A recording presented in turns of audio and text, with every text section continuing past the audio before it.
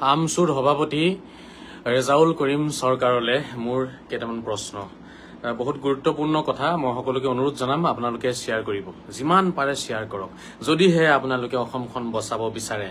যদিহে অসমৰ জাতি মাটি ভেটি সুৰক্ষিত কৰিব বিচাৰে অসমৰ সভ্যতা সংস্কৃতি সুৰক্ষিত কৰিব বিচাৰে তেতিয়াহ'লে শ্বেয়াৰ কৰিব আৰু এই মোৰ প্ৰশ্নখিনিৰ উত্তৰ এই ৰেজাউল কৰিমৰ পৰা আপোনালোকে ল'ব সব সমস্যাৰ সমাধান ওলাই যাব মেইন সমস্যা হৈছে ৰেজাউল কৰিম চৰকাৰ অসমত বৰ্তমান বুজি পাইছেনে মই ৰেজাউল কৰিম চৰকাৰক মুকলি প্ৰত্যাহ্বান জনাইছো ৰেজাউল কৰিম চৰকাৰ মোৰ লগত 10 মিনিট সময় আলোচনা কৰিবনে পাৰিব সাহস আছে আহক কোনোবা চেনেলত বহু ৰেজাউল কৰিম চৰকাৰৰ যিবোৰ নাটক মই যোৱা 7 বছৰে দেখি আছো এটো ভাবিছে কি জানা নাই গোটেই অসমৰ মুছলমানক আমি তেওঁলোকৰ দালালি কৰিব দিছো তেওঁলোকক অসমৰ মুছলমানক তেওঁলোকক দি দিছো যি মন যায় তাকে কৰি থাকিবি যি মন যায় তাকে আন্দোলন কৰি থাকিবি আৰু মনে মনে বহি থাকিম বাবা যিমান তহতি পঢ়া নাই তাতকে 1000 গুণ বেছি পঢ়িছো ঠিক আছে আমি আছো অসমত আমি বুজি পাও আমাক বুজাব নালাগে বহুত দালালি কৰিলে মিয়া মানুহক লৈ পেলাই গতিকে ৰেজাউল কৰিম চৰকাৰৰ সাহস যদি আছে আপোনালোকে যদি পাৰে ৰেজাউল কৰিম চৰকাৰক মোৰ লগত বহাকচোন মোৰ নাম শুনিলে পলায় মোৰ নাম শুনিলে পলায় মোৰ নাম শুনিলে ভূত দেখাৰ দৰে পলায় বুজি পাইছেনে সপোনতো চাগে তেওঁলোকে ভয় খাই যায় আজহাৰী নাম শুনিলে আজহাৰী হেইটো হয় মুস্তাফা কামাল আজহাৰী তেনেকুৱা ব্ৰেণ্ড হয় মাৰপিট কৰিব পাৰিবা বাবা তোমালোকে মোৰ লগত মোৰ হে মাৰপিট কৰাৰ চৰিত্ৰ মোৰ নহয় হে আখৰিক চৰিত্ৰ তোমালোকে দেখাই আহিছা মুগলৰ সময়ৰ পৰাই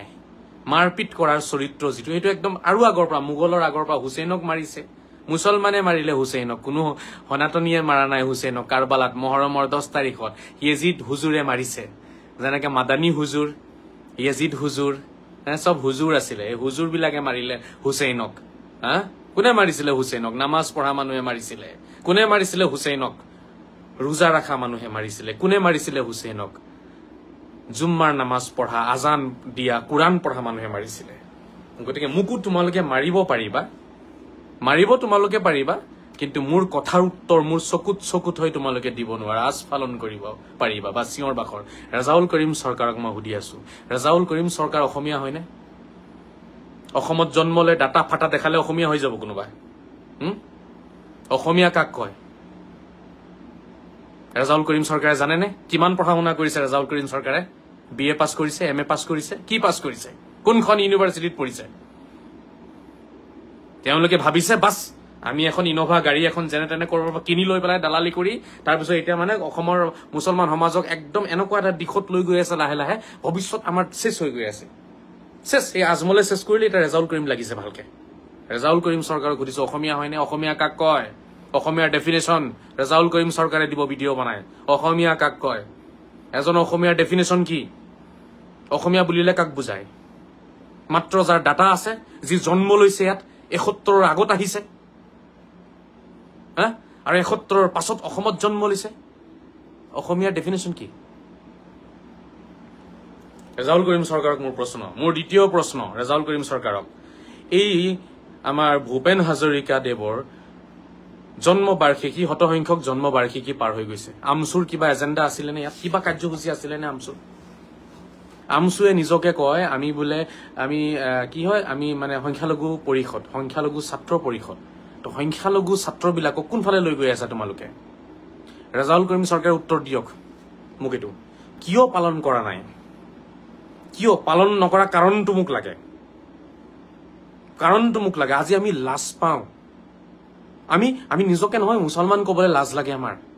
এই দল সংগঠন বিলাকৰ চৰিত্ৰৰ কাৰণে এই দল সংগঠন বিলাকৰ যিটো চৰিত্ৰ তেওঁলোকে দেখাইছে নহয় এটা দল সংগঠনেও পালন কৰা নাই না আমচুৱে পালন কৰিছে না নেমচুৱে পালন কৰিছে না সংগ্ৰাম পৰিষদে আৰু কিবা হেনা মেনা ওলাইছে হিয়ালৰ জাক ওলাইছে এই হিয়ালৰ জাক বিলাকেও পালন কৰা নাই কিয় ডক্টৰ ভূপেন হাজৰিকা কোন হয় ডক্টৰ ভূপেন হাজৰিকা অসমৰ সভ্যতা সংস্কৃতি হয় ডক্টৰ ভূপেন হাজৰিকাৰ বিষয়ে কিবা জানানে ভাৰতৰ প্ৰধানমন্ত্ৰীয়ে পালন কৰিছে গোটেই বিশ্বৰ দৰবাৰত তেখেতৰ নাম লৈ গৈছে তেখেতৰ নামত মুদ্ৰা জাৰি কৰা হৈছে তেখেতক কিমান সন্মান জনাইছে গোটেই বিশ্ববাসীয়ে জনালে সন্মান গোটেই বিশ্বৰ সিংগাৰসকলে বিভিন্ন দেশ বিভিন্ন মহাদেশত বিভিন্ন দেশত তেওঁলোকে গানবোৰ গাইছে আৰু আজি সেই ডক্টৰ ভূপেন হাজৰিকাৰ নামত এটা প্ৰগ্ৰাম নাই তেওঁলোকৰ তেওঁলোকে বিহাল এটা বোলে সংখ্যালঘু সমাজক নেতৃত্ব দান কৰি আছে তো সংখ্যালঘু সমাজক তোমালোকে কোনফালে লৈ গৈছা কোনফালে লৈ গৈছা ৰেজাউল কৰিম বাবা কোনফালে লৈ গৈছা তুমি হা মুল্লা কিছুমানক পকেটত ভৰাই লৈ ভাবিছে মই ৰজা অসমৰ ৰাইজক মই কথাখিনি জনাব বিচাৰিম আপোনালোকে অলপ ভাবি চাওকচোন কথাটো এই হামসু বোলা সংগঠনটো অসমৰ সভ্যতা সংস্কৃতিৰ লগত কিবা সম্পৰ্ক আছেনে কেতিয়াবা বিহু পালন কৰিছেনে কেতিয়াবা আপোনাৰ ৰঙালী বিহু পালন কৰিছেনে কেতিয়াবা পূজা পালন কৰিছেনে তেওঁলোকে সংখ্যালঘু মুছলিম ছাত্ৰ সন্তান নেকি নে সংখ্যালঘু ছাত্ৰ সন্তান সংখ্যালঘু ছাত্ৰ সন্তান নেকি তেওঁলোক তো সংখ্যালঘু বুলি ক'লে অকল এই মিয়া মানুহখিনিকে বুজায় নেকি আৰু এই মানুহখিনিক অসমৰ সভ্যতা সংস্কৃতিৰ ফালে টানি আনাটো আমচুৰ দায়িত্ব আছিলে নে নাই আজি মহাপুৰুষ শ্ৰীমন্ত শংকৰদেৱৰ তিৰুভাৱ তিথি পাৰ হৈ গ'ল মহাপুৰুষ শ্ৰীমন্ত মাধৱদেৱৰ তিৰুভাৱ তিথি পাৰ হৈ গ'ল হা ইহঁতেতো এটাও পালন কৰা নাই এই আপোনাৰ কালি পৰহি আপোনাৰ বিশ্বকৰ্মা পূজা পাৰ হৈ গ'ল তো কোনো খবৰে নাই তো কি সংগঠন এইটো বাংলাদেশী সংগঠন নেকি মই জানিব বিচাৰিছো ৰেজাউল কৰিমৰ পৰা মই জানিব বিচাৰিম বাংলাদেশী সংগঠন নেকি অসমৰ অসমীয়া সংগঠন হয়নে আমচুটো অসমৰ অসমীয়া সংগঠন হয়নে আমচু মোক ৰেজাউল কৰিমে উত্তৰটো দিব আৰু ৰেজাউল কৰিমক মই মুকলিকৈ প্ৰত্যাহ্বান জনাইছো ৰেজাউল কৰিম মোৰ লগত কথা পাতক আজিৰলৈকে আমচুৰ ৰেকৰ্ড আছেনে বিহু পাতা আছেনে ৰেজাউল কৰিমৰ ৰেকৰ্ড আছেনে বিহু পাতা ৰেজাউল কৰিম কিমান দিনৰ পৰা সভাপতি হৈ আছে চাগে 10 বছৰৰ পৰা ময়ে পাইছো 7-8 বছৰৰ পৰা মই নাজানো কিমান দিনৰ পৰা আছে এই মানুহজন যেতিয়াৰ পৰা সভাপতি হৈছে আমচুৰ তেতিয়াৰ পৰা কেতিয়াবা এবাৰ বিহু সন্মিলন পাতিছেনে এবাৰ মাত্ৰ এবাৰ আমচুৱে এবাৰ বিহু পাতি পাইছেনে আমচুৱে এবাৰ কিবা উৎসৱ পালন কৰিছেনে জাতীয় উৎসৱ এবাৰ বিহু পালন কৰিছে এবাৰ পূজা পালন কৰিছেনে নাই এবাৰ শংকৰদেৱৰ নামত কিবা উৎসৱ পালন কৰিছেনে এবাৰ মাধৱদেৱৰ নামত কিবা পালন কৰিছেনে ভূপেন হাজৰিকা দেৱৰ নামত কিবা কৰিছেনে নাই এইবোৰ প্ৰয়োজন নাই খালি কি কৰিব দালালি এই আনফৰ আজমল এই মাদানী এইবিলাকৰ চক্কৰত পৰি থাকে আনফৰক লগত লৈ ভিডিঅ' বনায় আনফৰ কোন হয় কি জানে আনফৰে আনফৰ মোৰ লগত কথা পাতিব পাৰিব এই মৌলানা আনফৰ নে কি হয় হুজাইত থাকে নে ক'ত থাকে পঢ়া লিখাৰ একো নাই কথা ক'ব নাজানে ঠিক আছে অসমৰ সভ্যতা সংস্কৃতি নাজানে এই মানুহখিনিৰ কাৰণে আজি মোৰ দৰে মুছলমান আমি লজ্জিত আমাৰ দৰে মুছলমান লজ্জিত মোৰ দৰে যিখিনি সভ্য মুছলমান শিক্ষিত মুছলমান আমি গৌৰৱ কৰো আমি অসমীয়া মুছলমান বুলি আমি লজ্জিত কোনো তেওঁলোকৰ মই আগৰ পৰাই আপোনালোকক কৈছো এই কথাখিনি আপোনালোকে লক্ষ্য কৰক বুজক এই চৰকাৰে কোনো গেম খেলা নাই গেম খেলি আছে আমচুৱে গেম খেলি আছে নেমচুৱে চৰকাৰে কি গেম খেলিব এতিয়া আমচুৱে যদি 1 লাখ মানুহ লৈ পেলাই যদি আন্দোলন কৰে তো চৰকাৰে এইটো কৰিবই ন দল বনাবই চৰকাৰে এতিয়া আমচুৱে মুছলমান গোটালে তো কোনোবাইতো গোটাবই ন হিন্দু মানুহখিনি তহঁতি কেলে মুছলমান গোটাই ফুৰ য'তে ত'তে ধুবুৰীত গৈ পেলাই মিটিং মাৰি পেলাই তেওঁলোকে মুছলমান মানুহখিনি গোটাই লৈ পেলাই এই সহজ সৰল মানুহখিনি যিখিনি মানুহৰ কোনো ধৰণৰ দুখ নাইকিয়া এই মানুহখিনিক শুদ্ধ ৰাস্তাৰে লৈ গ'লে এই মানুহখিনি শুদ্ধভাৱে অসমীয়া হ'লহেঁতেন অসমৰ সভ্যতা সংস্কৃতি মানিলেহেঁতেন এই ধুবুৰী কওক গোৱালপাৰা কওক বৰপেটা কওক আপোনাৰ এই মানুহখিনি সহজ সৰল মানুহ হয় এই মানুহখিনিক নেতৃত্ব দি আছে ভুল নেতৃত্ব এওঁলোকে জেহাদী লাইনত তেওঁলোকক লৈ গৈ আছে এই নেতৃত্ববৃন্দই লৈ গৈ আছে এই নেতাবিলাকে অকল চাব মামাৰ সম্পত্তি কিমান মামীৰ সম্পত্তি কিমান বাবা তোমাৰ মামা মামীৰ সম্পত্তিৰ চিন্তা তোমাৰ ল'ব নালাগে তুমি তোমাৰ জাতিটোক অসমৰ সভ্যতা সংস্কৃতিৰ ফালে আহ্বান জনাইছানে ৰেজাউল কৰিম তুমি জনাইছানে তোমাৰ জাতিটোক তুমি অসমৰ সভ্যতা সংস্কৃতিৰ ফালে আহ্বান জনোৱা এটা ভিডিঅ' মোক দেখুৱাচোন আজিৰ তাৰিখলৈকে নিজৰ লেতেৰা পেতেৰা চেহেৰাটো দুদিন পাছে গৈ পেলাই ফটো মাৰি ফেচবুকত দিব এইফালে হাঁহি আছে লেতেৰা দাঁতবোৰ দেখাই পেলাই বেকাতেৰা নাক মুখবিলাক দেখাই পেলাই এনি টাইম চাব দুদিন পাছে আপলোড দি আছে নিজে গাড়ী চলাই গৈ আছে সেইটো আপলোড দিব ক'তবা নামাজ পঢ়িব গৈছে সেইটো আপলোড দিব কিন্তু যেতিয়া সুধাকণ্ঠ ডক্টৰ ভূপেন হাজৰিকা দেৱৰ জন্মদিন আহে তেতিয়া এটা পোষ্ট দিবলৈ তেওঁলোকৰ কি নাথাকে সময় নাথাকে যেতিয়া মহাপুৰুষ শ্ৰীমন্ত শংকৰদেৱৰ তিৰুভাৱ তিথি আহে তেতিয়া এটা পোষ্ট দিবলৈ কাৰণে তেওঁলোকৰ সময় নাথাকে যেতিয়া জন্মাষ্টমী আহে যেতিয়া শ্ৰীকৃষ্ণ জন্মাষ্টমী আহে তেতিয়া এটা পোষ্ট দিবলৈ কাৰণে তেওঁলোকৰ কিনা সময় নাথাকে কিন্তু তেওঁলোকৰ নিজৰ লেতেৰা চেহেৰাখিনি তেওঁলোকে দুদিন পাছে ফেচবুকত আপলোড দিব আৰু কথা ক'ব আহিছে আমি সন্মান কৰো নাটক এইবোৰ সন্মান কৰাৰ নামত কাক উল্লু বনাবা তোমালোকে মুস্তাফা কামালৰ দৰে হাজাৰ হাজাৰ লাখ লাখ আছে মাত্ৰ তেওঁলোকে ওলোৱা নাই এটা ভয়ত কৰবাত কিবা এটা চিন্তা লাগি আছে কাৰণ ওলোৱা নাই মুস্তাফা কামালৰ দৰে হাজাৰ হাজাৰ লাখ লাখ আছে অসমত যিদিনা ওলাই আহিব নহয় ৰেজাউল কৰিম সেইদিনা কিন্তু তুমি পলাবলৈ জাগা বিচাৰি নাপাবা সময় আছে যদি তোমাৰ ওচৰতো সময় আছে বাবা এটা আন্দোলন কৰিলা এতিয়াতো সময় ৰেজাউল কৰিম বাবা তুমি আহা মোৰ লগত কথা পাতা তোমাক অসমৰ সভ্যতা সংস্কৃতিৰ পাঠ মই পঢ়াব লাগিব গোটেই যিমান ভাষণ চাব তেওঁলোকৰ প্ৰতিটো ভাষণতে খালি চৰকাৰ বিৰোধী কথা অসম বিৰোধী কথা এফালেদি ক'ব আমি উচ্ছেদক সমৰ্থন কৰো আনফালেদি গৈ ডাঙৰ ডাঙৰ আন্দোলন কৰিব বাবা কেনেকুৱা উচ্ছেদক সমৰ্থন কৰিছা তুমি এফালেদি কৈ আছা মুখেৰে উচ্ছেদক সমৰ্থন কৰা আনফালেদি গৈ পেলাই আন্দোলন কৰা মানে কি দুইমুখীয়া কেলে আমি উচ্ছেদক সমৰ্থন কৰি আছো কতো উচ্ছেদ বিৰোধী আন্দোলন আমি কৰা নাই উচ্ছেদ যিসকলৰ হৈছে তেওঁলোকে ভুল কৰিছে তেওঁলোকে চৰকাৰী মাটি কিয় লৈছিলে তেওঁলোকে বিয়াখন পাতাৰ আগত কিয় মাটি কিনা নাছিলে সেই মানুহখিনিয়ে কিয় বিয়া পাতিছিলে যদি তেওঁলোকৰ মাটি নাছিলে মিয়াদী পট্টাৰ মাটি নাথাকিলে বিয়া পাতিব নালাগে এই কথা হযৰত মুহাম্মদে কৈছে মানিস্তাতা মিনকুমুল বাআ ফালয়াতাযাওয়াজ ওয়া মান লাম ইয়াস্তাতি ফালয়াসুম হযৰত মুহাম্মদে বুখাৰী শৰীফত কৈ থৈছে কথাটো কিয় হযৰত মুহাম্মদৰ কথা মনত নাই হযৰত মুহাম্মদে কোৱা নাই যে মাটি যদি নাই খাবলৈ যদি নাই থাকিবলৈ যদি নাই তেতিয়াহলে বিয়া পাতিব নালাগে তো হযৰত মুহাম্মদক অমান্য কৰি হযৰত মুহাম্মদৰ কথা নামানি চৰকাৰী মাটি দখল কৰি থাকিব তাৰ পিছত এই আমচুয়ে গৈ তেওঁলোকৰ ওচৰত গৈ পেলাই ঘৰিয়ালৰ চকু পানী টুকি টুকি কান্দিব তো হল দেশ বিৰোধী অসমৰ সভ্যতা সংস্কৃতি বিৰোধী সংগঠন হৈছে আমচু অসম বিৰোধী সংগঠন হৈছে আমচু বৃহৎ অসমীয়া সমাজ বিৰোধী সংগঠন হৈছে আমচু ডক্টৰ ভূপেন হাজৰিকা বিৰোধী সংগঠন হৈছে আমচু অসমৰ আমাৰ গুৰুজনা শংকৰদেৱ বিৰোধী আপোনাৰ সংগঠন হৈছে আমচু তেওঁলোকৰ মনত আছে এটা বেলেগ হেতু ক'ব পৰা নাই তেওঁলোকে হেতু কলেটো মাৰ পৰিব হেতু ক'ব নোৱাৰে হেতু ভিতৰে ভিতৰে সেই বস্তুটো প্ৰচাৰ কৰি আছে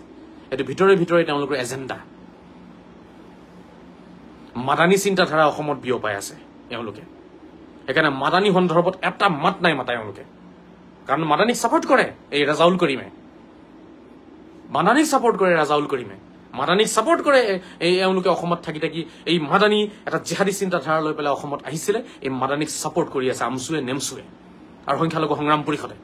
সেইকাৰণে তেওঁলোকৰ শক্তি নাই মাদানী বিৰোধী মাত মাতিবলৈ কাৰণে মাদানী তেওঁলোকৰ কাৰণে ৰসুলুল্লাহ হৈ গল মাদানী তেওঁলোকৰ কাৰণে এটা আল্লাহ হৈ গল নাউজুবিল্লাহ আৰে আল্লাহক মানা আল্লাহ আৰু হযৰত মুহাম্মদক মানা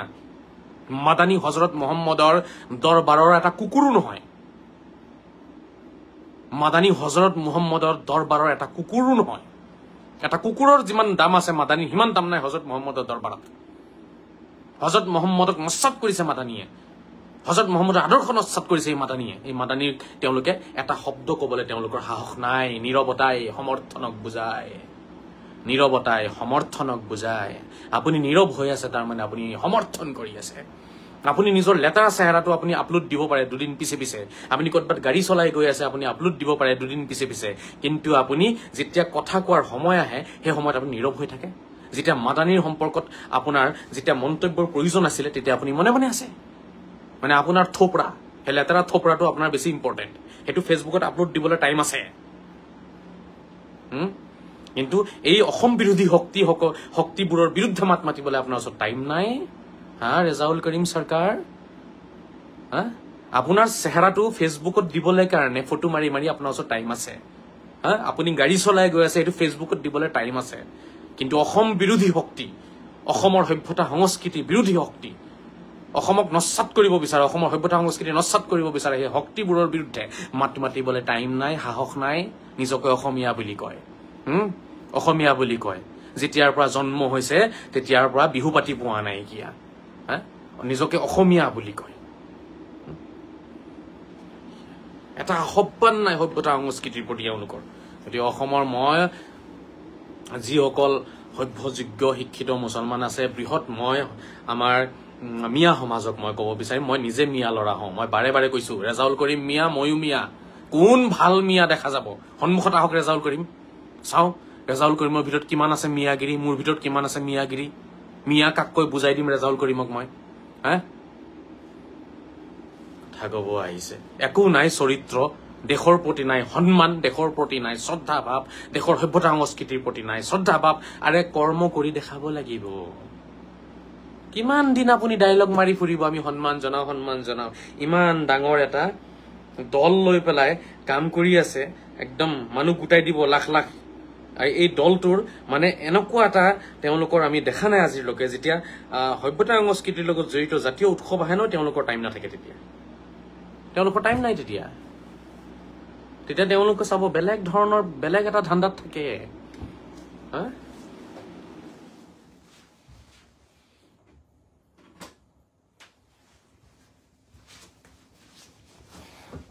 গতিকে এইবোৰ সব বুজি পাওঁ অসমৰ ৰাইজে বুজি পাইছে মই অসমৰ ৰাইজক অনুৰোধ জনাম আপোনালোকে যিমান পাৰে এইবোৰ সংগঠনৰ পৰা দূৰত থাকক এতিয়া কিবা এটা নতুন সংগঠন ওলাইছে কিবা বাঘ হিয়াল মেকুৰী কিবা নামত ওলাইছে সংগঠন ঠিক আছে এইবোৰ যে জীৱ-জন্তুৰ নামত যিবোৰ সংগঠন বনাই আছে নহয় এইবোৰৰ পৰা আমি আঁতৰত থাকিব লাগে আমাক তেনেকুৱা সংগঠনহে লাগে যিটো সংগঠনে অসম আৰু অসমীয়াৰ কাৰণে কাম কৰিব বাংলাদেশী চিন্তাধাৰাৰ মানুহৰ কাৰণে নহয় বাংলাদেশী চিন্তাধাৰা মানুহৰ ৰক্ষক যিবোৰ তেনেকুৱা সংগঠন আমাক নালাগে ঠিক আছে আমাক লাগে তেনেকুৱা সংগঠন যিটো সংগঠনে ডক্টৰ ভূপেন হাজৰিকাক কি জনাব প্ৰণাম জনাব শ্ৰদ্ধা জনাব গীত গাব অনুষ্ঠান পাতিব আমাক অকল তেনেকুৱা সংগঠন নালাগে যত অকল ধৰ্মৰ নামত তেওঁলোকে আপোনাৰ মিলাদুন নবী পাতিব আৰু কতবাত গৈ পেলাই তেওঁলোকে গৰু কাটি খাব তেনেকুৱা সংগঠন নালাগে আমাক জাতীয়তাবাদী সংগঠন লাগে সেইকাৰণে যিমান সংগঠন বৰ্তমান আছে সংখ্যালঘু সমাজৰ প্ৰতিটো সংগঠনক অসম চৰকাৰে কৰিব লাগে বেন অসম চৰকাৰে নিষিদ্ধ ঘোষণা কৰিব লাগে মই আজিৰ এই ভিডিঅ'ৰ মাধ্যমেৰে অসমৰ মাননীয় মুখ্যমন্ত্ৰী ডাঙৰীয়াক মই অনুৰোধ জনাম যিমান দিন আপোনাৰ কাৰ্যকাল আছে পিছৰ ইলেকশ্যনত কি হ'ব নহ'ব সেইটো আমি সময়ত চাম বাৰু বৰ্তমান আপুনি যিমান দিন আছে আপুনি থকা কালতে এই আমচু নেমচু সংখ্যালঘু সংগ্ৰাম পৰিষদ আৰু লগতে নতুনকৈ যিবোৰ সংগঠন জন্ম লৈছে এই প্ৰতিটো সংগঠনক আপুনি হয় বেন কৰি দিয়ক আৰু নহয় এই প্ৰতিটো সংগঠনৰ কাৰণে আপুনি গাইডলাইন বনাই দিয়ক অসমত সংগঠন কৰিবলৈ হলে অসমৰ অসমীয়া সভ্যতা সংস্কৃতি মানিব লাগিব বুলি তেনেকুৱা গাইডলাইন বনাই দিয়ক মই অনুৰোধ জনাইছো মুখ্যমন্ত্ৰী ডাঙৰীয়াক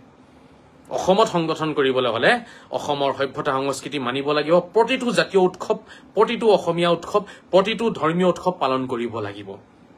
আৰু নহলে তেওঁলোকে নিজকে কক যে আমি এটা ধৰ্মৰ আমি কি হওঁ আমি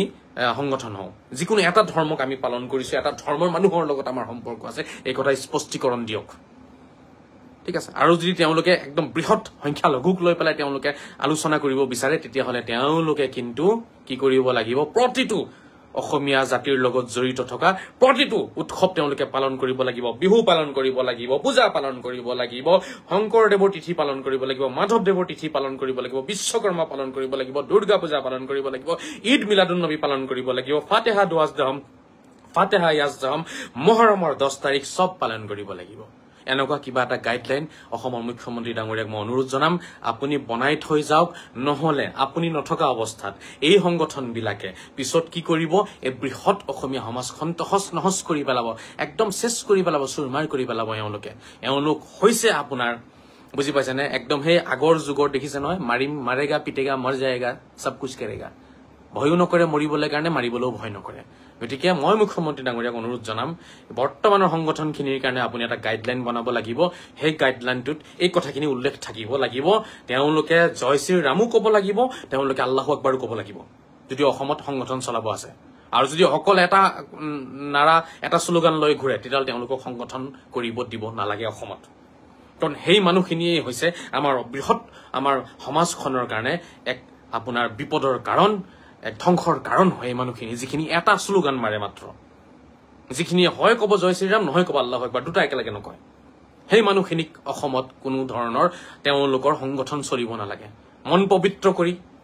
সকলোকে সমান্তৰালকৈ সকলো ধৰ্মকে সমান্তৰালকৈ মানি যিসকল যাব তেওঁলোকক অসমত সংগঠন চলাব দিব লাগে যিসকলে বুকু ফুলাই আল্লাহু আকবাৰ কয় যিসকলে বুকু ফুলাই জয় শ্ৰীৰাম বুলি কয় তেনেকুৱা মানুহক অসমত সংগঠন চলাব দিব লাগে এই কামটো যদি অসমৰ মুখ্যমন্ত্ৰী ডাঙৰীয়াই বৰ্তমান নকৰে তেতিয়াহ'লে এই মুখ্যমন্ত্ৰী ডাঙৰীয়া মানুহৰ মৃত্যু জন্ম কোনেও নাজানে কেতিয়া আহিব যেতিয়া ঈশ্বৰ আল্লাহ ভগৱানে মাতিব যাব লাগিব সবৰে মোৰো যাব লাগিব কিন্তু মোৰ ওচৰতো পাৱাৰ নাই যে মই এইখিনি কৰিম মইতো হলে কেতিয়াবাই কৰি দিলোহেঁতেন এইখিনি নিয়ম মই কেতিয়াবাই লগাই দিলোহেঁতেন ভাৰত মাতা কি জয়টো চবতকে আগত ক'ব লাগিব ভাৰত মাতা কি জয় চবতকে আগত ক'ব লাগিব প্ৰতিজন সংগঠনৰ মানুহে ভাৰত মাতা কি জয় ক'ব লাগিব প্ৰতিজন সংগঠনৰ মানুহে জয় শ্ৰীৰাম আৰু আল্লাহু আকবাৰ ক'ব লাগিব এইটো মই কেতিয়াবাই কৰি দিলোহেঁতেন কিন্তু মইতো নোৱাৰো কিন্তু অসমৰ মুখ্যমন্ত্ৰী ডাঙৰীয়াই পাৰিব একদম নিৰপেক্ষভাৱে যদি দেশ ধৰ্ম নিৰপেক্ষ হয় তেতিয়াহ'লে প্ৰতিটো সংগঠন ধৰ্ম নিৰপেক্ষ হ'ব লাগিব যদি দেশ ধৰ্ম নিৰপেক্ষ হয় আৰু যদি দেশ ধৰ্ম নিৰপেক্ষ নহয় তেতিয়াহ'লেতো বঢ়িয়া কথা মইতো বিচাৰিয়ে আছো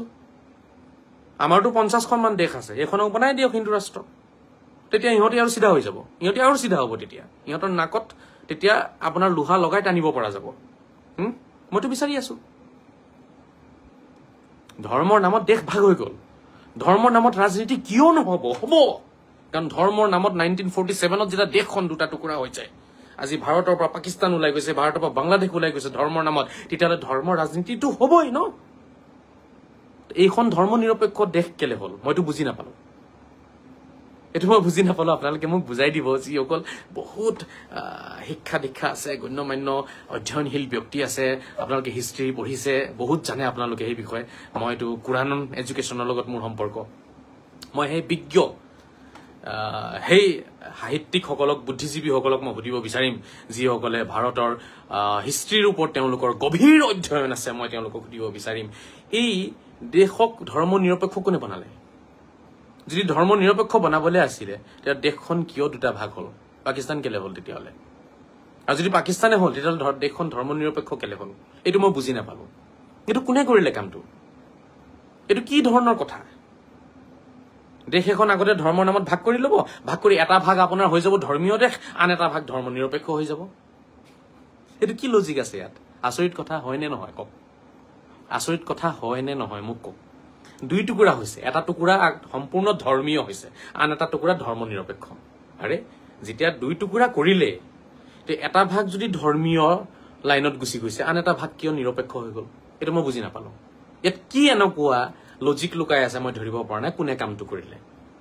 এইটো মই অধ্যয়ন কৰা নাই ইমান বেছি মোৰ টাইমো নাই মই বেলেগ এটা লাইনত লাগি থাকো গতিকে আপোনালোকে মোক এই কথাৰ আনচাৰটো বুজাই দিবচোন সকলোৱে ঠিক আছে মই আৰু বেছি দেৰি নকৰো মোৰ আজিৰ কথা আছিলে ৰেজাউল কৰিমক লৈ পেলাই ৰেজাউল কৰিম চৰকাৰক মই পাইছিলো আজি অলপ সময়ৰ কাৰণে ভয়তে আৰু কি ক'ম আৰু পিছত কয় বোলে আজহাৰি থাকিব বুলি গম পালে মই নাহিলোহেঁতেন মোৰ প্ৰশ্নৰ উত্তৰ দিবলৈ সাহস আছেনে নে উত্তৰে নাই উত্তৰ নাই কাৰণেতো তোমালোকে পলোৱা মোৰ পৰা দেশ বিৰোধী চিন্তাধাৰা তোমালোকৰ ৰেজাউল কৰিম চৰকাৰ মই প্ৰমাণ দি দিছো তাৰ যোৱা 8 তাৰিখে ডক্টৰ ভূপেন হাজৰিকা দেৱৰ জন্ম জয়ন্তী আছিলে কিয় পালন কৰা নাই তাৰ পিছত জন্মাষ্টমী আছিলে কিয় পালন কৰা নাই বিশ্বকৰ্মা কিয় পালন কৰা নাই কিয় শংকৰদেৱ তিথি পালন কৰা নাই কিয় মাধৱদেৱৰ তিথি পালন কৰা নাই কিয় প্ৰমাণ যে তোমালোক দেশ বিৰোধী হোৱা প্ৰমাণ যে তোমালোক অসমৰ সভ্যতা সংস্কৃতি বিৰোধী হোৱা ইয়াতকে ডাঙৰ প্ৰমাণ একো নালাগে মুখেৰে যিমানে নোকোৱা তোমালোকে যে আমি ভাল পাওঁ সন্মান কৰো এইবোৰ হৈছে ডাইলগ এইবোৰ মানুহক বুজোৱাৰ ডাইলগ আমি বুজি পাওঁ এইবোৰ কৰ্মৰে কৰি দেখুওৱা তুমি সঁচাকে অসমক ভাল পোৱা নে তুমি সঁচাকে ভূপেন হাজৰিকা দেৱক ভাল পোৱা নে সঁচাকে শংকৰদেৱক ভাল পোৱা নে সঁচাকে তুমি মাধৱদেৱক ভাল পোৱা নে সঁচাকে অসমৰ সভ্যতা সংস্কৃতি ভাল পোৱা নে কৰি দেখুওৱা গতিকে ৰেজাউল কৰিম মুকলি প্ৰত্যাহ্বান থাকিল কেতিয়াবা যদি সাহস হয় মোৰ লগত বহিব মই বুজাই দিম ইছলাম কি আৰু ইছলামে কাক কেনেকে মানিব কৈছে কেনেকে মানিব কোৱা নাই গোটেই লটো মই আপোনাক বুজাই দিম এই আনফৰে বুজাব নোৱাৰে আজমলে বুজাব নোৱাৰে এই মাদানীয়ে বুজাব নোৱাৰে এওঁলোক একো নাজানে মাদ্ৰাছাত ছাপ মোল্লা হয় আৰু মোল্লাইটো গোটেই পৃথিৱী লেতেৰা কৰিছে এইটোতো আপোনালোকে জানেই য'ত য'ত মোল্লা আছে তাতে অশান্তি সেইকাৰণে পৃথিৱীৰ বহু জাগাত আপোনাৰ এই কৰবাত আপোনাৰ বুৰ্কা পিন্ধা আপোনাৰ বেন কৰি দিছে কৰবাত দাড়ি ৰাখা বেন কৰি দিছে মুছলমান দেশত হৈ আছে এইবোৰ এওঁলোকৰ লাজ আছে নে মুছলমান দেশ দাড়ি বেন কৰিছে দাড়ি ৰাখিব নোৱাৰিব মুছলমান দেশ বুৰ্কা পিন্ধিব নোৱাৰিব কিয় বেন কৰিছে কাৰণ এইবোৰ মোল্লাৰ সৃষ্টি হয় হযৰত মুহাম্মদে সৃষ্টি কৰা নাই এইবোৰ এই টুপি দাড়ি এইবোৰ হযৰত মুহাম্মদে সৃষ্টি কৰা নাই এইবোৰ মোল্লাই সৃষ্টি কৰিছে মোল্লা ৰাজ যিবোৰ দেশত মুছলিম দেশত মোল্লাই ৰাজটো বিচৰা নাই সেই দেশৰ নাগৰিকে তাতে আপোনাৰ চাব বুৰ্কা বেন কৰি দিছে কৰবাত আপোনাৰ টুপি বেন কৰি দিছে কৰবাত দাড়ি বেন কৰি দিছে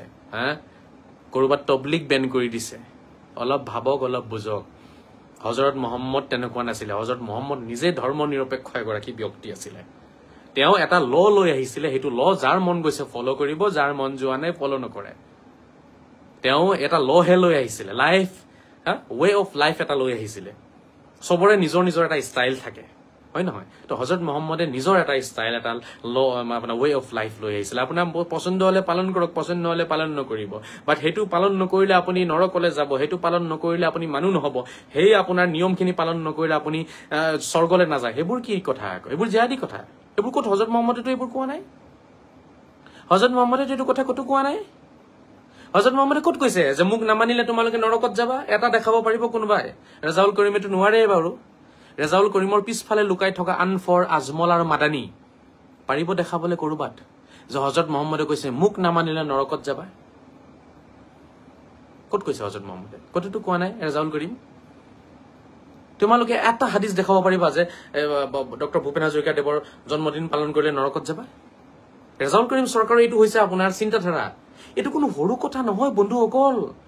শত সংখ্যক জন্মবাৰ্ষিকী এইটো সৰু কথা নহয়তো এইটো বহুত ডাঙৰ বস্তু হয় তেওঁলোকে অসমত থাকি পালন কৰা নাই এইটো আপোনালোকে কেনেকে সৰু বুলি ক'ব এইটো কেনেকে আপোনালোকে এৰি দিব এই মানুহখিনিক আমি কেনেকে নিজৰ নেতা বুলি মানিম এই মানুহখিনি আমাক জাহান্নামত লৈ গৈ আছে এই ৰেজাউল কৰিমৰ দৰে নেতাই আমাক জাহান্নামলৈ লৈ গৈ আছে এইটো কোনো সাধাৰণ কথা নেকি 100 বছৰীয়া জন্মদিন গোটেই পৃথিৱীয়ে পালন কৰিলে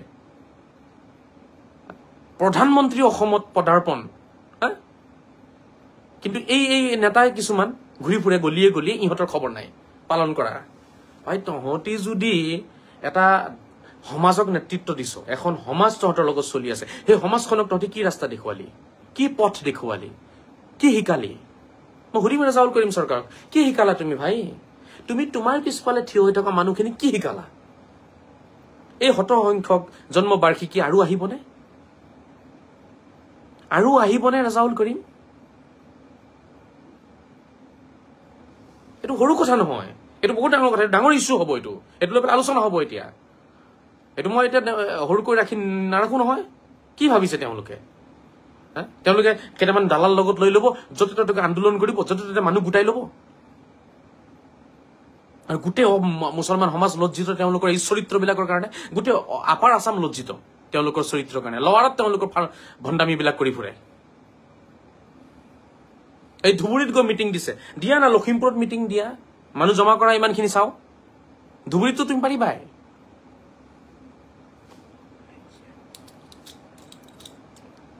মাথাটো গৰম হৈ যায় জানেনে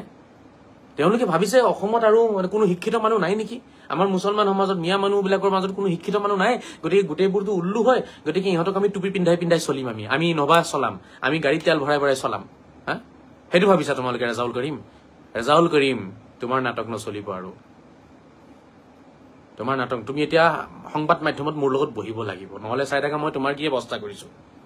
তুমি মোৰ লগত বহিব লাগিব বাবা তুমি এইখিনি আনসাৰ দিব লাগিব তুমি কিয় মিয়া মানুহক ভুল ৰাস্তালৈ লৈ গলা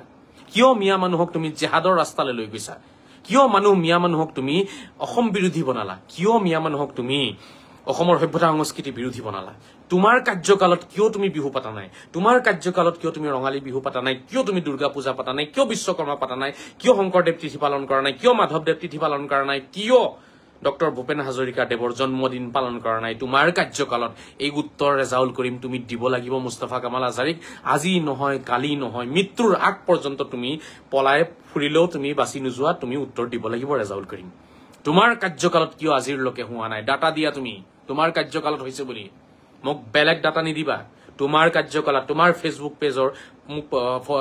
পোষ্ট লাগিব কিয় তুমি তোমাৰ চেহাৰা দি থাকা ফেচবুকত তুমি এইবোৰ কিয় দিব নোৱাৰা তাৰ মানে তোমাৰ ভিতৰত সোমাই আছে বাংলাদেশী চিন্তাধাৰা তাৰ মানে তুমি লৈ আছা মাদানী চিন্তাধাৰা তাৰ মানে তুমি পাকিস্তানী বাংলাদেশী চিন্তাধাৰা লৈ পেলাই জীয়াই আছা নিজকে দেখাই আছা খালি বাস ওপৰে ওপৰে অসমীয়া বুলি নহলে তোমাৰ দায়িত্ব আছিল তোমাৰ কৰ্তব্য আছিল তোমাৰ ৰেসপন্সিবিলিটি আছিল যে এই গোটেই মানুহখিনি যিখিনি মানুহ তোমাৰ পিছফালে আছে আজি তোমাৰ নামত জয় জয় ময় কৰি থাকে এই মানুহখিনিক তুমি শিকাব লাগিছিল বুজাব লাগিছিল এই মানুহখিনিক যে শংকৰদেৱৰ তিথি আহিছে বলক আমি পালন কৰো মাধৱদেৱৰ তিথি আহিছে বলক আমি পালন কৰো জন্মাষ্টমী আহিছে বলক আমি পালন কৰো বলক ভূপেন হাজৰিকা দেৱৰ নামত আমি এটা মিটিং পাতো এখন সভা পাতো আমি প্ৰণাম জনাও এইবোৰ তুমি শিকাব লাগিছিল সংখ্যালঘু সমাজক কিন্তু ৰেজাউল কৰিম তুমি শিকোৱা নাই কিয় ইয়াৰ উত্তৰ মই তোমাৰ পৰা ল'ম আৰু ইয়াৰ উত্তৰ মই জানো কিন্তু তোমাৰ মুখেৰে মই শুনিম এই উত্তৰটো তোমাৰ মুখেৰে মই শুনিম আৰু অসমৰ ৰাইজক শুনাই এৰিম তোমাৰ মৃত্যুৰ পৰ্যন্ত মই তোমাক পিছা কৰি থাকিম ৰেজাউল কৰিম মনত ৰাখিবা মুস্তাফা কামাল আজহাৰীয়ে যিটো কয় এইটো কৰে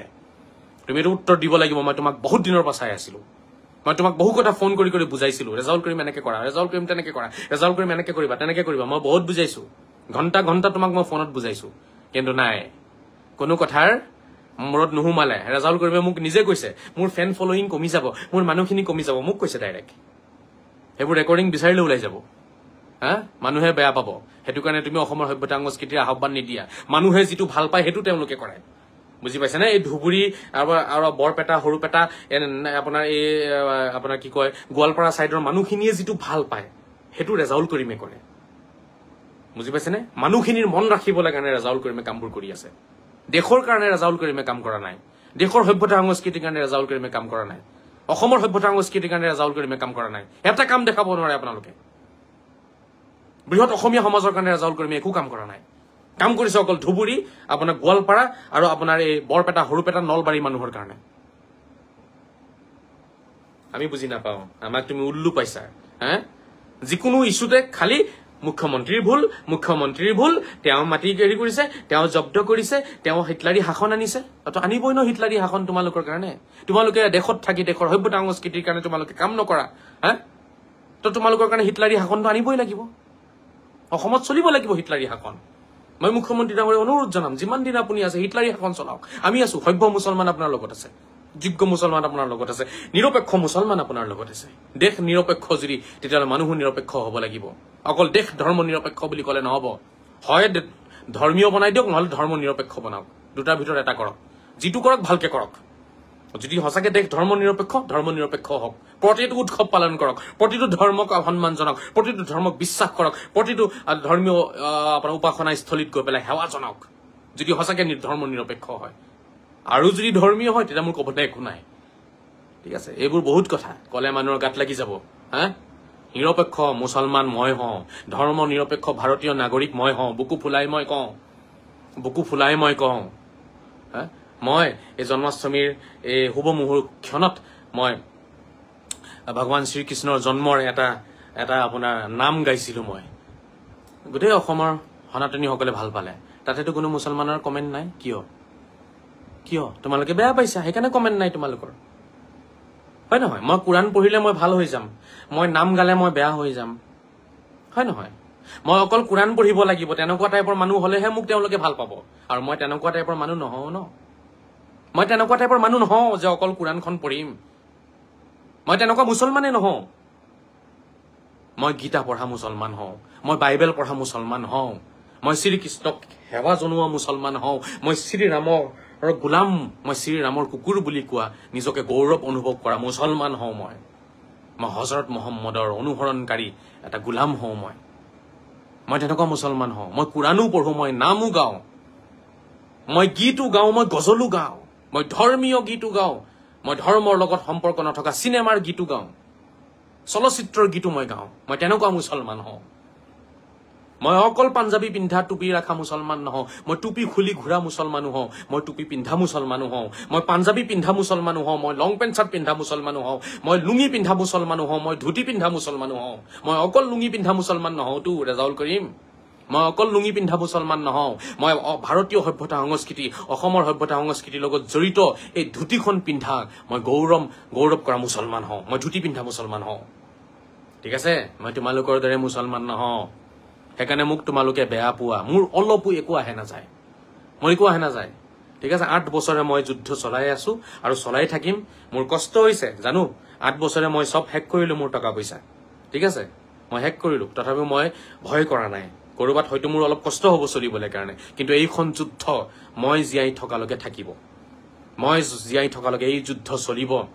মই অসমবাসী ৰাইজৰ সন্মুখত দেখাম হজৰত মহম্মদ কোন মই অসমবাসী ৰাইজৰ সন্মুখত মই তেওঁলোকক কৈ যাম যে ইছলাম কি আচলতে আজান পীৰৰ ইছলামটো কি আছিলে আজান পীৰে কোনটো ইছলাম প্ৰচাৰ কৰিছিলে এওঁলোকে কোনটো ইছলাম লৈ পেলাই তেওঁলোকে দৌৰা-দৌৰি কৰিছে অসমত আহিব কিন্তু আজান পীৰৰ দৰগাহত নাযায় এই অসমত থকা মুল্লাবিলাকে আজান পীৰৰ দৰগাহত নাযায় এওঁলোকৰ লেতেৰা ফটো তেওঁলোকে দিনে ৰাতিয়ে আপলোড দিব পাৰে ঠিক আছে এওঁলোকৰ লেতেৰা কথাখিনি দিনে ৰাতিয়ে আপলোড দিব পাৰে কোনোবাইতো নিজৰ মাইকি লৈ পেলাই আপলোড দি থাকে কিন্তু আজান পীৰৰ দৰগাহত গৈ পেলাই একপি ফটো মাৰা তেওঁলোকৰ ৰেকৰ্ড নাই কাৰণ নাযায় এতিয়া মিছাকে ক'ব আমি যাওঁ বুলি যদি সুধে আপুনি ফটো চটো আছে নেকি কয় না না সেই ফটো চটো আমি মাৰা নাই আৰু ফটো চটো আমি নামাৰো তাত তোমাৰ লেতেৰা ফেচটো তোমাৰ লেতেৰা চেহেৰাটো তুমি সদায় দেখাব পাৰা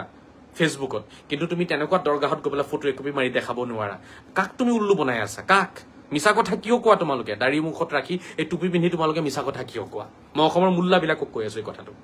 অসমৰ মোল্লাবিলাকক কৈছো কথাটো মই কিয় মিছা কথা কোৱা তোমালোকে হা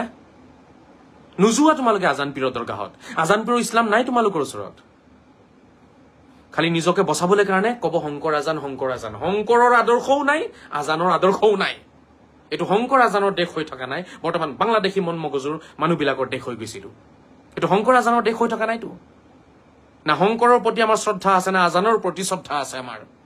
না শংকৰৰ তিৰুভাৱ তিথি পালন কৰো না আজান পীৰৰ তিৰুভাৱ তিথি পালন কৰো না শংকৰৰ জন্মদিন পালন কৰিছো না আজান পীৰৰ জন্মদিন পালন কৰিছো আমি এনেই মুখেৰে খালি কম শংকৰ আজানৰ দেশ এই ডিঙিৰ হিৰ ফুলাই ৰাজাউল কৰিমে কৈ থাকে এইবোৰ কথা শংকৰ আজানৰ দেশ তুমি পালন কৰিছা শংকৰদেৱৰ তিথি ৰাজাউল কৰিম চৰকাৰ তুমি পালন কৰিছা তোমালোকৰ মুখততো শোভা নিদিয়ে ন শংকৰ আজানৰ দেশ এই কথাষাৰ ক'বলৈ কাৰণে পালন কৰিছা ৰেজাউল কৰিম চৰকাৰ তোমাৰতো মই আজিলৈকে ফেচবুক পোষ্ট দেখা নাই তুমি আজান পীৰৰ দৰগাহত গৈছা আজান পীৰৰ দৰগাহত যোৱা এটা ফটো মোক হোৱাটছআপ কৰাচোন তুমি ৰেজাউল কৰিম তোমাৰ ওচৰতে মোৰ নম্বৰ আছে হোৱাটছআপ কৰা তুমি আজান পীৰৰ দৰগাহত গৈছা যে হোৱাটছআপ কৰা তোমাৰ বয়স নহলেও 45 বছৰ হ'ব তুমি এই 45 বছৰ বয়সত তুমি এতিয়ালৈকে আজান পীৰৰ দৰগাহ নগলা হা এইটো কথা কি মানি ল'ব পৰা যাব এইটো কথা কি গ্ৰহণযোগ্য হয় নেকি অসমত থাকি শংকৰ আজান চিঞৰিবা তোমালোকে কিন্তু আজান পীৰৰ দৰগাহত যোৱা একপি ফটো নাই তোমাৰ লেতেৰা তোমাৰ মুখখনৰ ফটো তুমি সদায় দি থাকিবা সদায় ডিপি লগাবা সদায় আপলোড দিবা দুদিন পিছে কিন্তু তুমি আজান পীৰৰ দৰগাহত গৈ ফটো একপি মাৰাৰ তোমাৰ শক্তি নাই কাক উল্লু বনাব বিচাৰিছা 40 45 50 বছৰ বয়সলৈকে তোমালোকে আজান পীৰৰ দৰগাহত নগলা অসমত থাকি আকৌ শংকৰ আজানৰ দেশ বুলি কোৱা এইটো তোমালোকৰ মুখত শোভা পায়নে শোভা দিয়ে নে ৰাজাউল কৰিম চৰকাৰ গৈছা নে কেতিয়াবা তুমি জীৱনত মোৰ সন্মুখত নবহা মই জানো মই অসমৰ ৰাইজক কৈছো ৰাজাউল কৰিম চৰকাৰ মোৰ সন্মুখত কেতিয়াও নাহে কাৰণ ৰাজাউল কৰিম চৰকাৰ মোৰ সন্মুখত আহিলে নগ্ন হৈ যাব উলংগ হৈ যাব চৰিত্ৰ নাইকিয়া হৈ যাব উদঙাই দিম মই ৰাজাউল কৰিম চৰকাৰৰ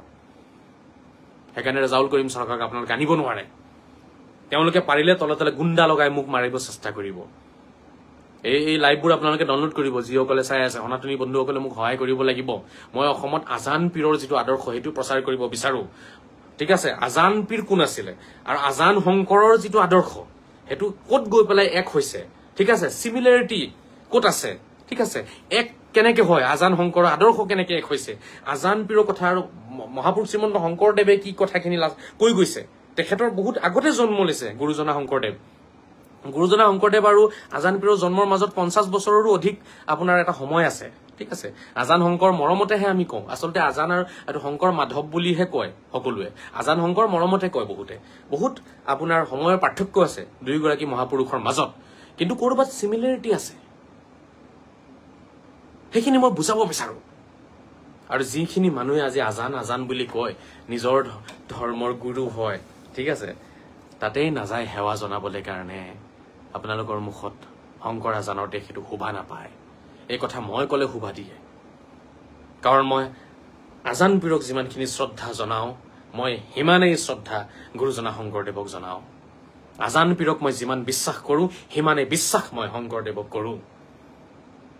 সন্মানটো বেলেগ বস্তু হয় বিশ্বাস বেলেগ বস্তু মই আগতে আপোনালোকক জনাইছো মানুহে ধোকা দিব আপোনালোকক কব নহয় আমি সন্মান কৰো বাবা সন্মান কৰা বাট বিশ্বাস কৰা নাই বিশ্বাসটো নকৰা চাগে সন্মানহে কৰা খালি সন্মানটো মানুহে কৰে এটা চুৰকো মানুহে সন্মান কৰে চুৰ এটা গৈ থাকিলেও তাক কি মানুহে বেয়া পায় নেকি লগ পালে ভালনে খা খবৰ ভালনে জানে চুৰ তথাপিও সন্মান জনাইছে তথাপিও মিঠা মাতেৰে হাঁহিছে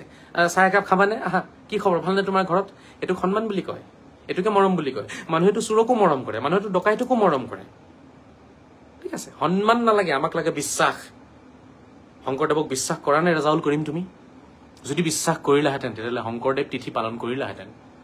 তুমি বিশ্বাস নকৰা সেইকাৰণে তুমি শংকৰদেৱ তিথি পালন নকৰা তোমাৰ পাছফালে লুকাই থকা মোল্লাবিলাকে শিকাই দিছে এইবোৰ চব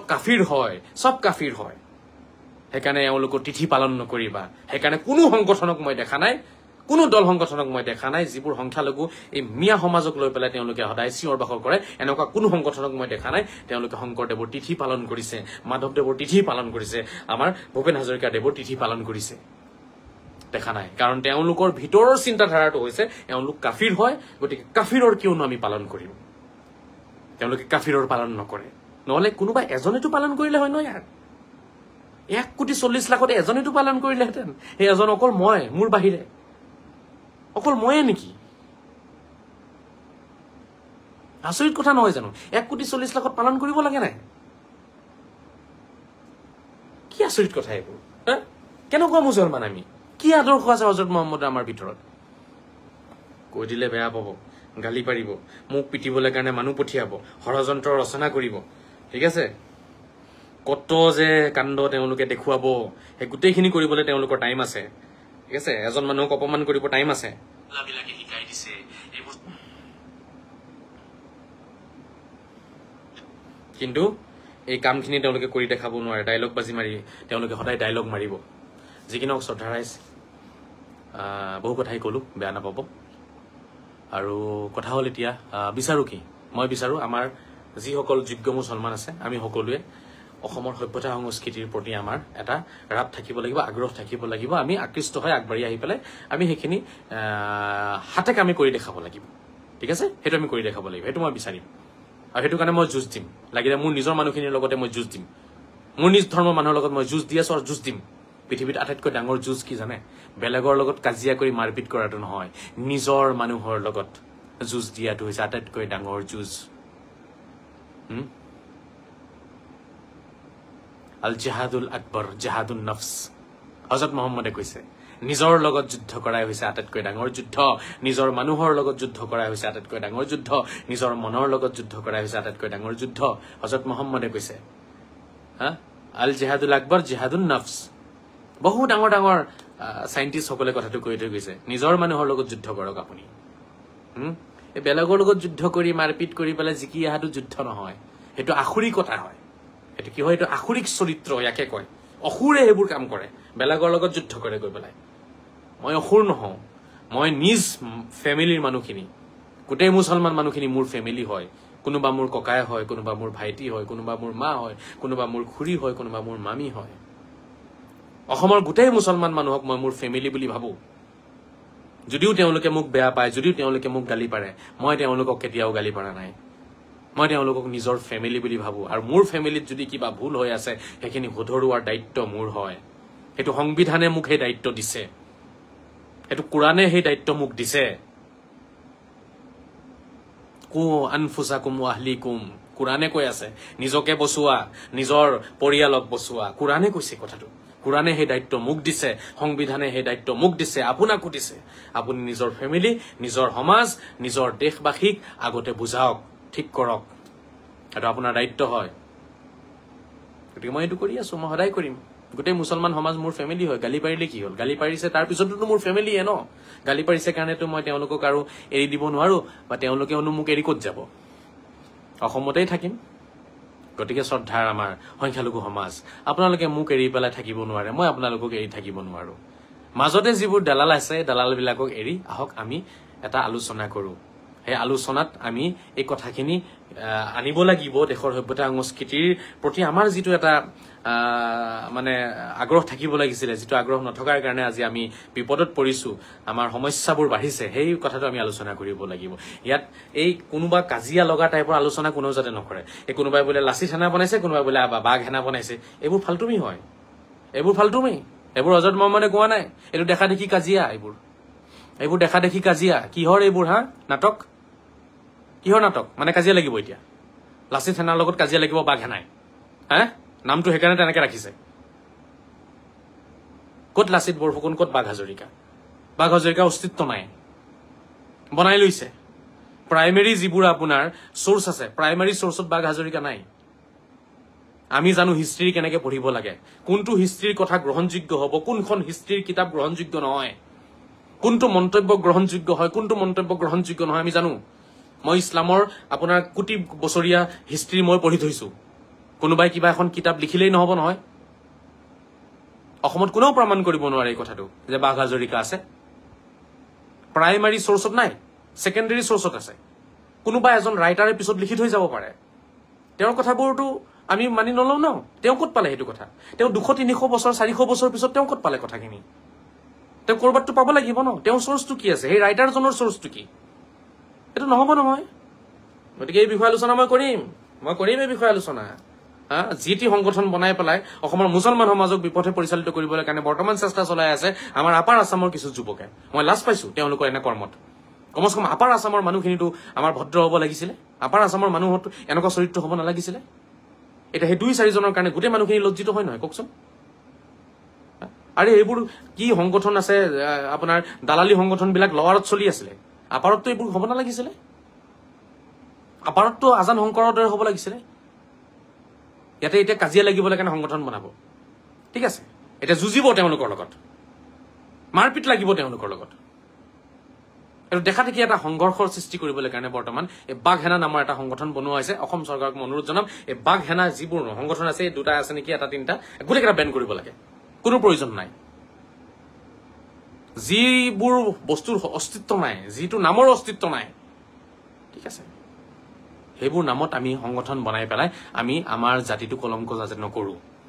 আমাৰ যাতে কালিকে আমি হানি নলওঁ, কলংকিত যাতে নহওঁ, তাৰ বাবে মই আপোনালোকক অনুৰোধ জনাইছো শ্ৰদ্ধাৰাজ, এইবোৰ নকৰিব। ঠিক আছে, বহু কথাই কলো, এৰিছো মই। এতিয়া ৰেজাউল কৰিম চৰকাৰৰ মেটাৰটো হ'ল, ৰেজাউল কৰিম চৰকাৰৰ সাহস থাকিলে আহিব আৰু আলোচনা কৰিব। ঠিক আছে, যদি পাৰে ৰেজাউল কৰিম চৰকাৰ আহিবা, আলোচনা কৰিম। ঠিক আছে, তোমালোকৰ এজেণ্ডা কি, আমচুৰ এজেণ্ডা কি, আমচুৱে কি বিচাৰে, অকল দালালি আৰু এই মানুহবিলাকক লৈ পেলাই আন্দোলন কৰিব বিচাৰে নেকি? মোৰ প্ৰশ্ন, অকল সেইটোৱে নেকি তেওঁলোকৰ কাম, যে মানুহখিনি গোটাই গোটাই আন্দোলন কৰিম? সভ্যতা সংস্কৃতিৰ প্ৰতি আমচুৰ কিবা আছেনে কাৰ্যসূচী? মোক লাগিব। অনাগত দিনত মই চাম আমচু আচলতে কি হয়। মইতো বুজি পাই গৈছো আমচু কি হয়, এতিয়া ৰাইজকতো বুজাব লাগিব আমচু কি হয়। এইটো মই বুজাম এতিয়া। বহুত হৈ গ'ল নাটক, বহুত সহ্য কৰিছো। ঠিক আছে, বহুত আমাৰ সমাজখন নষ্ট হৈছে এওঁলোকৰ কাৰণে। এতিয়া হ'ব নিদিওঁ, মই আছো ন, লাগিলে মৰি থাকিম ন, কি আছে সেইকাৰণে। এনেওতো মৰিবই লাগিব এদিন। তোমালোকে কথা পাতিতো মোক মাৰিব নোৱাৰা, গুণ্ডাগিৰি কৰি মাৰিবা, ৰাস্তাত ধৰি মাৰিবা। দিনে ৰাতিয়ে তোমালোকৰ এইবোৰ গুণ্ডাগিৰি, দিনে ৰাতি এইবোৰ তোমালোকৰ মই দমখুৰ খাই আছো। ঠিক আছে, মাৰি পেলোৱা না। হজৰত মহম্মদকে মাৰিছে তোমালোকৰ দৰে মানুহে। তোমালোকৰ বংশৰ দৰে হুছেইনক মাৰি পেলালে কাৰবালাত, ডিঙি কাটি পেলাই 2 টুকুৰা কৰি দিলে হুছেইনক। জানে,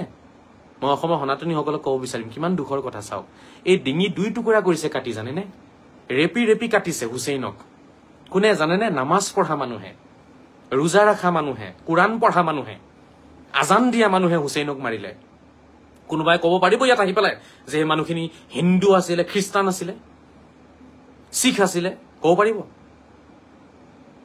1 কোটি টকা দিম যদি প্ৰমাণ কৰিব পাৰে সেই মানুহখিনি গোটেইখিনি মুছলমান আছিলে। যিখিনি মানুহে হুছেইনক মাৰিলে, হুছেইন হজৰত মহম্মদৰ নাতি আছিলে, হজৰত মহম্মদৰ ছোৱালী ফাতেমা, ফাতেমাৰ সন্তান আছিলে হুছেইন।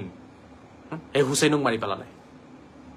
গতিকে মোক মাৰাটো কোনো ডাঙৰ কথা নহয়, মই অলপো ভয় নকৰো। তোমালোকে হুছেইনক মাৰিছা, তোমালোকে মুস্তাফা কামালকো মাৰি পেলাবা। মই জানো আজি নহয় কালি তোমালোকে মোক মাৰি পেলাবা। গতিকে যদি মাৰিবাই তেতিয়া ময়ো লাগিছো ভালকে। ঠিক আছে, যদি মৰিবই লাগে ন, তো ভালকে মৰিম। তোমালোককো একদম নগ্ন কৰি, তোমালোকৰ চৰিত্ৰ নগ্ন কৰি মৰিম মই। হয় হজৰত মহম্মদৰ ইছলাম পালন কৰা, আৰু নহয় নিজকে তোমালোকে কৈ দিয়া আমি মুছলমান নহওঁ,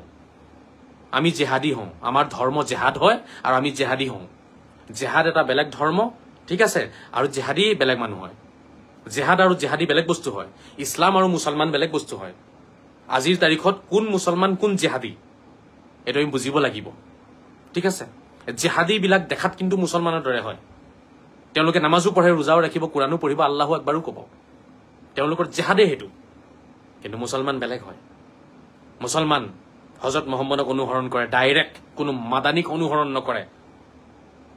ঠিক আছে, কোনো আজমলক অনুসৰণ নকৰে, কোনো ঐচিক অনুসৰণ নকৰে। মুছলমানে ডাইৰেক্ট হজৰত মহম্মদক ৰিপৰ্ট কৰে, ডাইৰেক্ট হজৰত মহম্মদৰ বাণীৰ লগত তেওঁলোকৰ সম্পৰ্ক থাকে, তেওঁ হৈছে মুছলমান। ডাইৰেক্ট কোৰাণৰ লগত যাৰ সম্পৰ্ক আছে তেওঁ হৈছে মুছলমান। মাদানীৰ লগত যাৰ সম্পৰ্ক আছে, আজমলৰ লগত আছে আৰু ঐচিৰ লগত আছে, মুছলমান নহয়, জেহাদী হয়। গতিকে মুছলমান কোন আৰু জেহাদী কোন আপোনালোকে বুজিব লাগিব। জেহাদ এটা বেলেগ ধৰ্ম হয়, ইছলাম এটা বেলেগ ধৰ্ম হয়। গতিকে ইছলাম ধৰ্মৰ ৰং সানি জিহাদ ধৰ্ম প্ৰচাৰ কৰি আছে যিসকলে তেওঁলোকৰ পৰা আমি কি কৰিব লাগিব আঁতৰত থাকিব লাগিব মই তেওঁলোকৰ বিৰুদ্ধে নামিম লাগিলে মৰি যাম যেনেকৈ হুছেইন মৰি গৈছে মই মৰি যাম হুছেইনক মাৰি পেলালে মোকো মাৰি পেলাওক না মাৰক না চাওঁ মোকো মাৰি পেলাওক অসমৰ ৰাইজে এইটো মনত ৰাখিব অসমত ইতিহাস হৈ থাকিব যে মুস্তাফা কামাল আজহাৰী হজৰত মহম্মদৰ ধৰ্ম প্ৰচাৰ কৰিব গৈছিলে হজৰত মহম্মদৰ আদৰ্শ প্ৰচাৰ কৰিব গৈছিলে নিজৰ মানুহে মুস্তাফা কামাল আজহাৰীক মাৰি পেলালে জেহাদীবিলাকে মাৰি পেলালে ইতিহাস হ'ব অসমত আজি নহয় কালি নহয় 20 বছৰ পিছত মানুহ জাগিব 20 বছৰ পিছত মানুহে মুস্তাফা কামাল আজহাৰীৰ কথাবোৰ বুজিব আৰু যেদিনাখন বুজিব নহয় সেইদিনাখন ৰেজাউল কৰিমৰ দৰে নেতাবিলাকক দৌৰাই এনেকুৱা পিটন দিব নহয় যেনেকুৱা পিটন নেপালত দিছিলে যেনেকুৱা পিটন নেপালত খাইছে যেনেকুৱা পিটন বাংলাদেশত খাইছে নহয় তেনেকুৱা পিটন দিব কিন্তু তেতিয়া অসমৰ যুৱক সমাজে মুছলমান যুৱকে যেতিয়া মোৰ কথা বুজি পাই যাব যেদিনাখন মুছলমান যুৱকে হজৰত মহম্মদক বুজি পাব নহয় যেদিনাখন মুছলমান যুৱকে কোৰআন বুজি পাই যাব যেদিনাখন মুছলমান যুৱকে ইছলাম বুজি পাই যাব নহয় সেইদিনাখন ৰেজাউল কৰিমৰ দৰে মানুহবিলাকক নেপালৰ দৰে দৌৰাই পানীত দৌৰাই পিটিব মুছলমান যুৱকে পিটিব সেই দিনটো আহি আছে হয়তো মই সেই দিনটো চাবলৈ কাৰণে নাথাকিম কিন্তু আপোনালোকে চাব পাৰিব আজিৰ নৱপ্ৰজন্ম উঠি অহা নৱপ্ৰজন্মই চাব পাৰিব যাৰ বয়স 15-20 বছৰ হৈছে তেওঁলোকে চাব পাৰিব আৰু 10 বছৰৰ পিছত চাব এনেকুৱা নেতাবিলাকক কেনেকুৱা পিটন দিয়ে অসমৰ মানুহে অসমৰ মুছলমানে মই ভৱিষ্যতবাণী কৰিছো তো আপোনালোকৰ ওচৰত মনত ৰাখিব মুস্তাফা কামাল আজহাৰীৰ ভৱিষ্যতবাণী পিটিব দৌৰাই তেওঁলোকক এই নেতাবিলাকক গতিকে শ্ৰদ্ধাৰ ৰাইজ মই মৰিবলৈ ভয় নকৰো কোনোবাই মাৰিব বিচাৰে মাৰক কিন্তু যদি মতা হয় যদি পুৰুষত্ব আছে যদি বীৰত্ব আছে যদি আপুনি বীৰ হয় তেতিয়াহ'লে মোৰ লগত বহি আলোচনা কৰি মোক যুক্তিত হৰুৱাই তাৰ পিছত মাৰিব অসমৰ ৰাইজৰ সন্মুখত সংবাদ মাধ্যমত যুক্তিত আলোচনা হওক হৰাই দিয়ক তাৰ পিছত আপোনালোকে মোক মাৰক মই মাৰ খাবলৈ প্ৰস্তুত আছো নহৰুৱাই পেলাই আপোনালোকে যদি মাৰে আপোনালোক কাপুৰুষ বুলি ইতিহাসত থাকি যাব আপোনালোক বৰ্বৰ বুলি ইতিহাসত থাকি যাব আপোনালোকৰ চৰিত্ৰ যে কুলসিত হয় ঠিক আছে কিমান সংকীৰ্ণ চিন্তাধাৰাৰ যে মানুহ হয় এই কথাটো ইতিহাসত থাকি যাব তেতিয়া কিন্তু ইতিহাস ৰচনা কৰক আৰু মই ইতিহাস ৰচনা কৰা ব্যক্তি মই ইতিহাস পঢ়া ব্যক্তিটো হওঁ বা ইতিহাসত মই জীয়াই থকা ব্যক্তি নহওঁ নতুন ইতিহাস গঢ়া তেনেকুৱা যুৱক হওঁ নতুন ইতিহাস ৰচনা কৰা যুৱক হওঁ তেনেকুৱা শক্তি আছে তেনেকুৱা মানসিকতা আছে তেনেকুৱা ধৈৰ্য আছে সহ্য আছে যে নতুন ইতিহাস ৰচনা কৰিব পাৰিম পুৰণি ইতিহাসত জীয়াই থকা মই ব্যক্তি নহওঁ পুৰণি ইতিহাসত জীয়াই থকা আমি নতুন যুগৰ নতুন যুৱ প্ৰজন্ম হওঁ আমি নতুন ইতিহাস গঢ়িম আৰু আমাৰ ইতিহাস বেলেগে পঢ়িব গতিকে আহক এতিয়া ৰেজাউল কৰিম চৰকাৰৰ ইতিহাস আৰু মোৰ ইতিহাস মোৰ লগত মানুহ নাই ৰেজাউল কৰিমৰ লগত 1 লাখ মানুহ আছে ৰেজাউল কৰিম মিয়া ময়ো মিয়া ৰেজাউল কৰিম কেনেকুৱা অসমীয়া মই কেনেকুৱা অসমীয়া প্ৰমাণ হৈ যাওক ফেচ টু ফেচ আলোচনা হৈ যাওক ৰেজাউল কৰিমৰ লগত ফেচ টু ফেচ আলোচনা হৈ যাওক নেতাবিলাকৰ লগত মুস্তাফা কামাল আজহাৰীৰ তেওঁলোক কিমান ডাঙৰ অসমীয়া কিমান অসমীয়াগিৰি তেওঁলোকৰ ভিতৰত আছে মোৰ ভিতৰত কিমান অসমীয়াগিৰি আছে তেওঁলোক মিয়া মই মিয়া দেখা যাব প্ৰকৃত মিয়া কোন কথাই কয় মিয়া শব্দটো বোলে খুব ভাল শব্দ মিয়া শব্দ মানে সন্মানীয় শব্দ ইয়াস মিয়া মানে সন্মানীয় শব্দ বাট তোমালোকে লেতেৰা কৰিছা ৰেজাউল কৰিম তুমি লেতেৰা কৰিছা মিয়া শব্দটোক তোমাৰ দৰে মানুহৰ কাৰণে মিয়া শব্দটো ঠাট্টাৰ পাত্ৰ হৈছে এই আজমলৰ কাৰণে মিয়া শব্দটো ঠাট্টাৰ পাত্ৰ হৈছে এই আনফৰৰ কাৰণে মিয়া শব্দটো ঠাট্টাৰ পাত্ৰ হৈছে বাট মুস্তাফা কামাল আজহাৰীৰ কাৰণে মিয়া শব্দটো সন্মানীয় হৈছে আকৌ এই মিয়া শব্দ কেতিয়াবা সন্মানীয় আছিল ঠিক আছে কিন্তু এই মিয়া শব্দক তোমালোকে লেতেৰা কৰিলা দেখা যাওক কোনে মিয়াৰ সন্মান বঢ়াইছে কোনে মিয়াক ডুবাইছে সন্মুখী আলোচনা হৈ যাওক মইতো কৈ আছো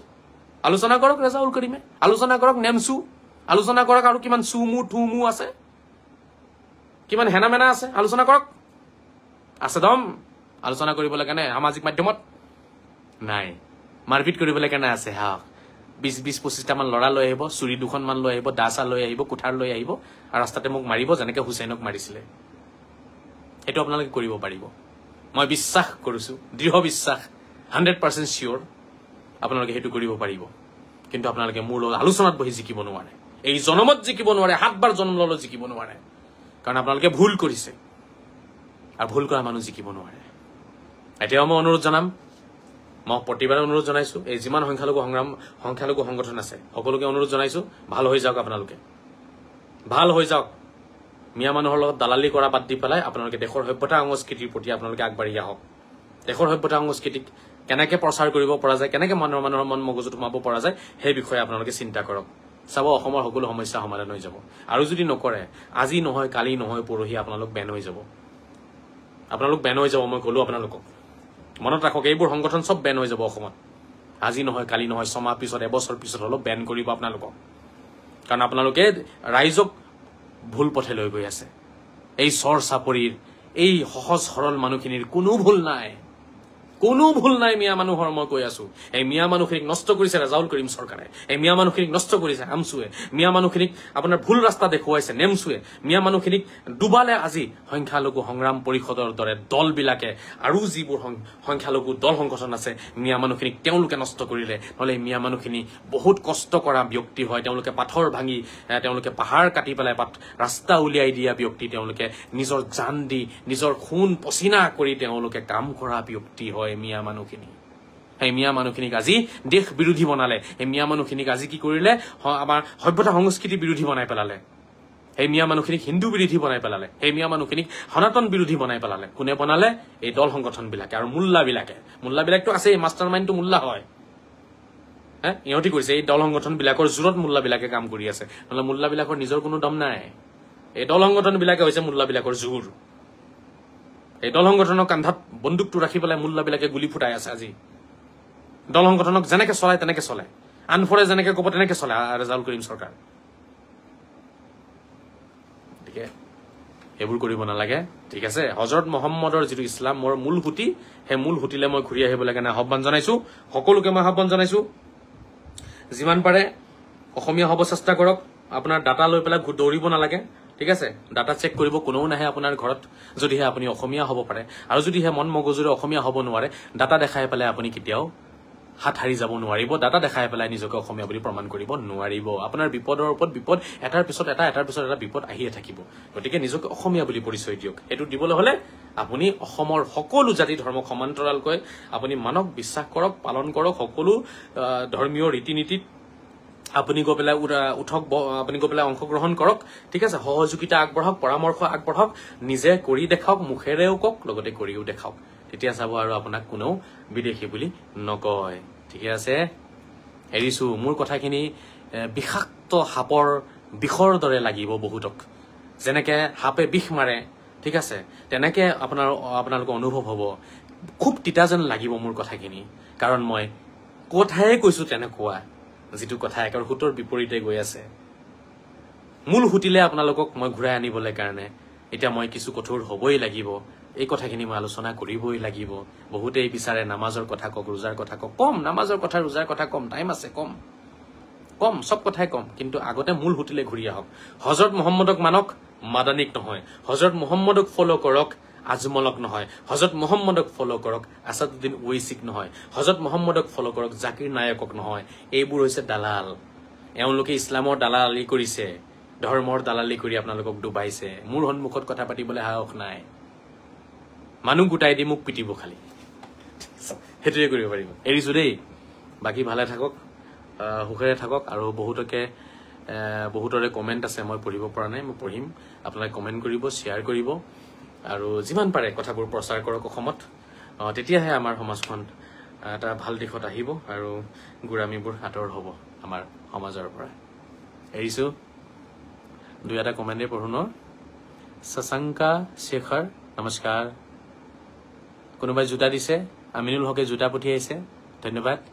জোতা দিয়াৰ কাৰণে। কাৰণ আমি সভ্যতা সংস্কৃতি পালন কৰো, তুমিতো জেহাদী ধৰ্ম তোমাৰ, গতিকে জেহাদী মানুহেতো আমাক জোতা দিব, মুছলিম মানুহে নিদিয়ে। ইছলাম আৰু জেহাদ দুটা বেলেগ বেলেগ ধৰ্ম। জেহাদ ধৰ্মৰ যিসকল তেওঁলোকে জোতা চেণ্ডেল দিব, আৰু যিসকল ইছলাম ধৰ্মৰ তেওঁলোকে নিদিয়ে। কামাল আজহাৰীৰ দৰে মুছলমান হলে আৰু মুছলিম বাঢ়িলেও কথা নাছিল। মহান হক ব্যক্তি কামাল আজহাৰী। মই মহান ব্যক্তিটো নহওঁ দাদা বিপুল চাহাব, মই মহান ব্যক্তিটো নহওঁ, কিন্তু মহান ব্যক্তিসকলৰ পদধূলি হওঁ মই। মহান ব্যক্তিসকলৰ গোলাম হওঁ, মহান ব্যক্তিসকলৰ দৰবাৰৰ কুকুৰ হওঁ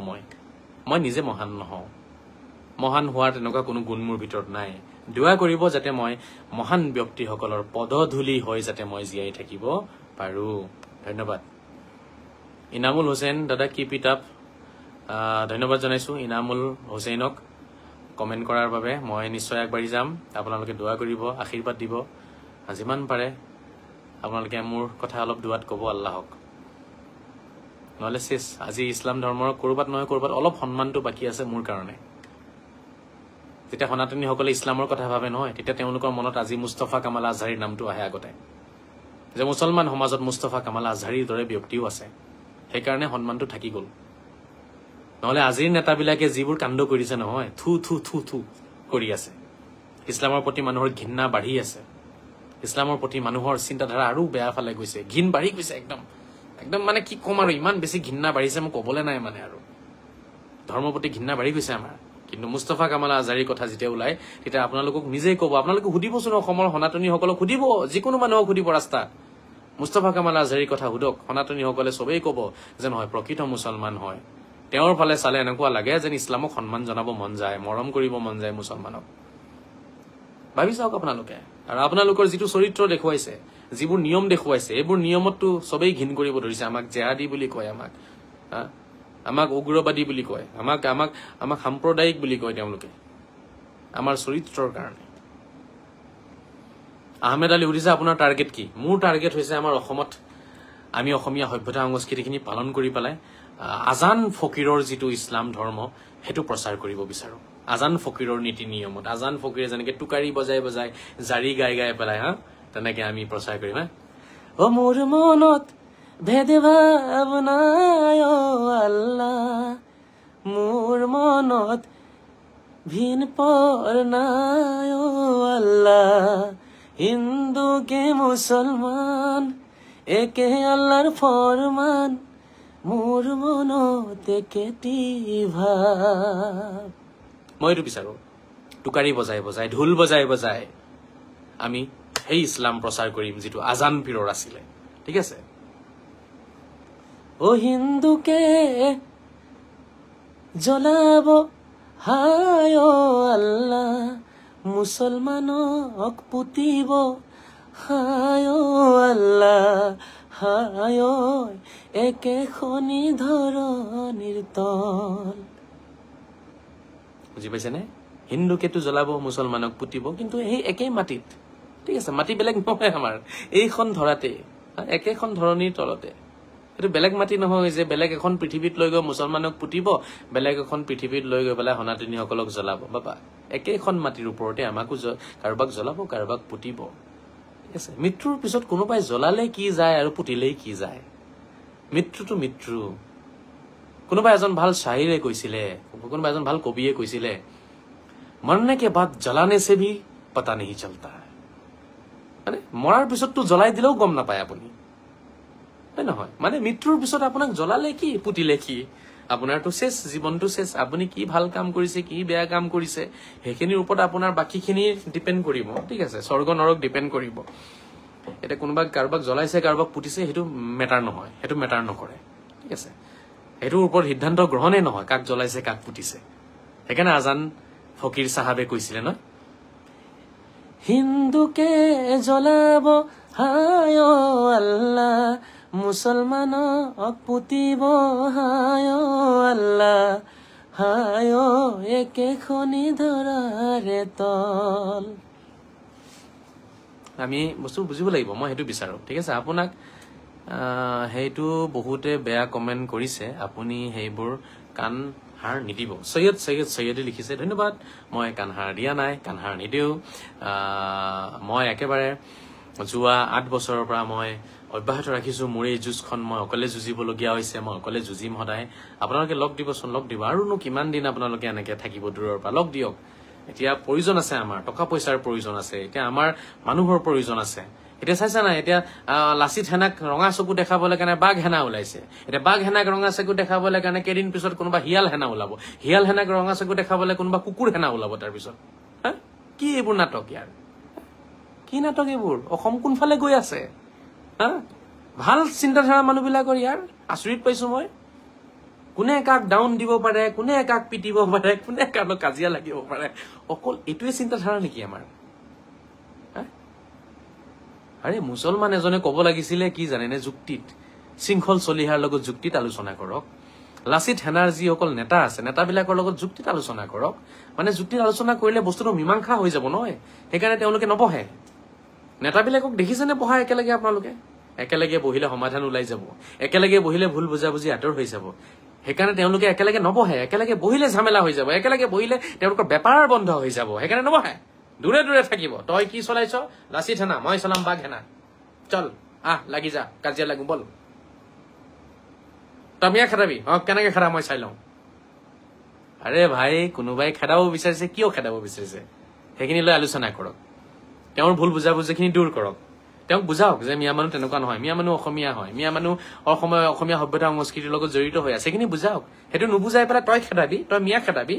মই বনাই আছো মই এটা দল বনাম এতিয়া তোৰ কি দল তোৰ লাচিত দল মোৰ বাঘ দল আল্লাহ বৰ আচৰিত ধৰণৰ মানুহৰে এইবোৰ অসমত পঢ়া লিখাৰতো কোনো কাৰবাৰ নাই একো পঢ়া শুনা কৰা নাই যেনে তেনে কৰবাৰ পৰা গ্ৰেজুৱেশ্যনটো পাছ কৰিছে ভালকে অসমীয়া লিখিব নোৱাৰিব সেই মানুহবিলাকে আজি চাব গোটেই একদম হাজাৰ হাজাৰ লাখ লাখ মানুহক নেতৃত্ব দি আছে হজৰত মহম্মদে ঠিকেই কৈছিলে হজৰত মহম্মদে কৈছিলে পৃথিৱীখন ধ্বংস হৈ যাব যেতিয়া জ্ঞানী মানুহৰ নেতৃত্ব নাথাকিব যেতিয়া অজ্ঞানী মূৰ্খ মানুহবিলাকৰ হাতত নেতৃত্ব গুচি যাব তেওঁলোকে যেতিয়া গোটেই সমাজক নেতৃত্ব দিব সমাজৰ প্ৰতিনিধি হৈ যাব তেতিয়া হজৰত মহম্মদে কৈছিলে পৃথিৱীখন ধ্বংস হৈ যাব হজৰত মহম্মদৰ মুখৰ বাণী সুবহানাল্লাহ क्या बात है यार হজৰত মহম্মদে 1400 বছৰ আগত কৈ দিছিলে এনেকুৱা আলটু ফালটু দল সংগঠন অসমত হ'ব এনেকুৱা আলটু ফালটু দল সংগঠন পৃথিৱীত হ'ব হৈ পেলাই তেওঁলোকে কি কৰিব সমাজ নষ্ট কৰিব আজি দেখিছে আপোনালোকে অশিক্ষিত মূৰ্খ যথা মূৰ্খ কিছুমানে আজি ওলাই পেলাই গোটেই বৃহৎ এখন সমাজক নেতৃত্ব দিবলৈ গৈ আছে কথা পাতিব নাজানে যুক্তি নাজানে অন্ধবিশ্বাসত জীয়াই আছে অন্ধকাৰত জীয়াই থকা মানুহবিলাক আজি পৃথিৱীক নেতৃত্ব দিব বিচাৰে হজৰত মহম্মদে কৈছিলে তেতিয়া জানিবা এনেকুৱা দিন যেতিয়া আহি যাব তেতিয়া জানিবা তোমালোকে যে পৃথিৱী ধ্বংসৰ একেবাৰে সময় কাষ চাপি আহিছে আৰু তেতিয়া কলকি অৱতাৰ অৰ্থাৎ মেহেদী অৱতাৰ আহিব তেতিয়া আহি কচুৰ দৰে কাটিব মেহেদী অৱতাৰে আহি পেলাই গতিকে এইবোৰ হজৰত মহম্মদৰ ভৱিষ্যতবাণী পঢ়িছো পঢ়াৰ পিছত এতিয়া খুজে খুজে অনুভৱ কৰি আছো হজৰত মহম্মদ সাল্লাল্লাহু তাআলা ওয়াসাল্লামে সকলো কথাই তেখেতে কৈ গৈছে কাৰণ তেখেত আল্লাহৰ অৱতাৰ হয় আল্লাহৰ ৰূপ হয় ভগৱানৰ ৰূপ হয় তেখেত সৰ্বশেষ অৱতাৰ হিচাপে তেখেত আহিছিলে আৰু পৃথিৱীৰ কাৰণে তেখেতে শান্তিৰ বতৰা লৈ আহিছিলে সেইকাৰণে তেখেতে কথাবোৰ কৈ গৈছে গতিকে শ্ৰদ্ধাৰ ৰাইজ এইফালে নাযাব আপোনালোক ঠিক আছে আলোচনাত বহক নেতাবিলাকক আলোচনাত বহাওক এই নেতাবিলাক আলোচনাত বহিলেই ঝামেলা শেষ ঠিক আছে কেতিয়াও আৰু কোনো ধৰণৰ অন্য দল বনাবলগীয়া নহব আমাৰ আজি নেতাবোৰ আলোচনাত নবহাৰ কাৰণে দল সংগঠন বাঢ়ি গৈছে আমাৰ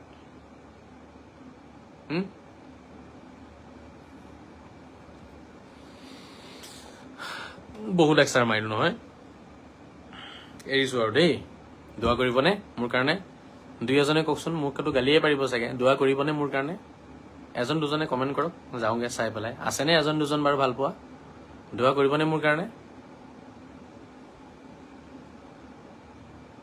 বহুতে আচলতে কমেণ্টটো কৰিব নাজানে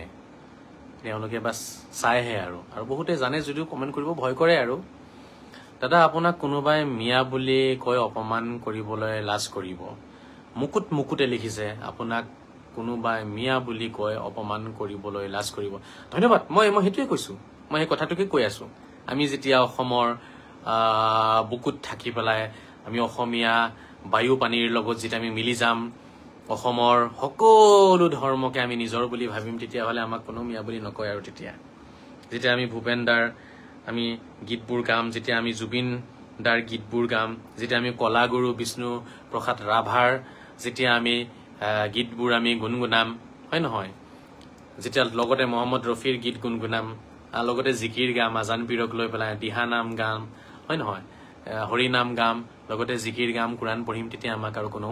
বেয়াকে নাচায় এই কথাখিনিকে বুজিব লাগে শৰীফুল ইসলামে লিখিছে দোয়া কৰিম বুলি ধন্যবাদ এজনে বেয়াকে লিখিছে দিয়ক কাৰিজুল ইছলাম জেহাদ ধৰ্মৰ হয় জেহাদৰ তেওঁলোক জেহাদ ধৰ্ম লৈ পেলাই চলিছে গতিকে জেহাদ ধৰ্মৰ সকলেতো বেয়া পাবই মোক ইছলাম ধৰ্মৰ সকলে বেয়া নাপায় জেহাদ ধৰ্মৰ সকলে বেয়া পাব কিৰণ ডেকা খুব সুন্দৰ লাগিছে আজি ভিডিঅ'টো ধন্যবাদ কিৰণ দাদা আপোনালোকটো বুজিয়ে আছে মোৰ কথাখিনি কিন্তু যিসকলে বুজিব লাগিছিলে তেওঁলোকে বুজা নাই আৰু যিসকলে বুজি আছে তেওঁলোকে বুজাৰ পিছতো হয়তো মোক তেওঁলোকে একো এটা লগ দিব পৰা নাই।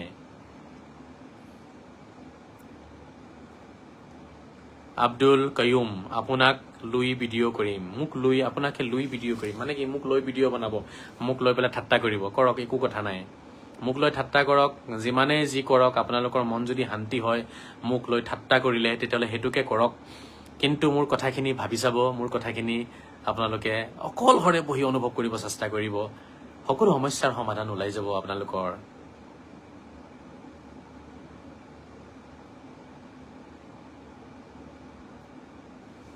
ঠিক আছে নে?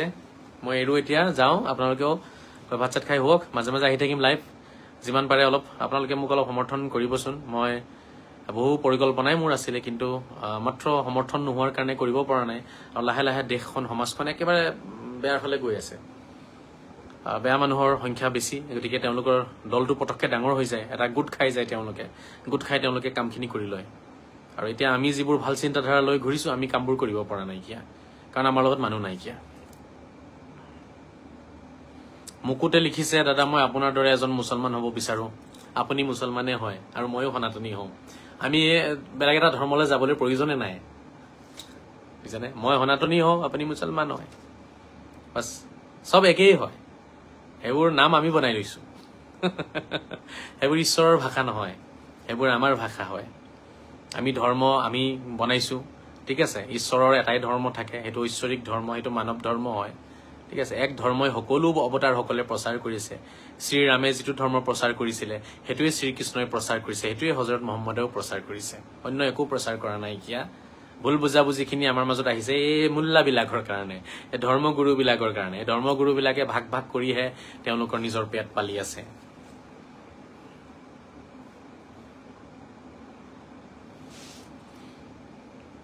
কোনোবা এজনে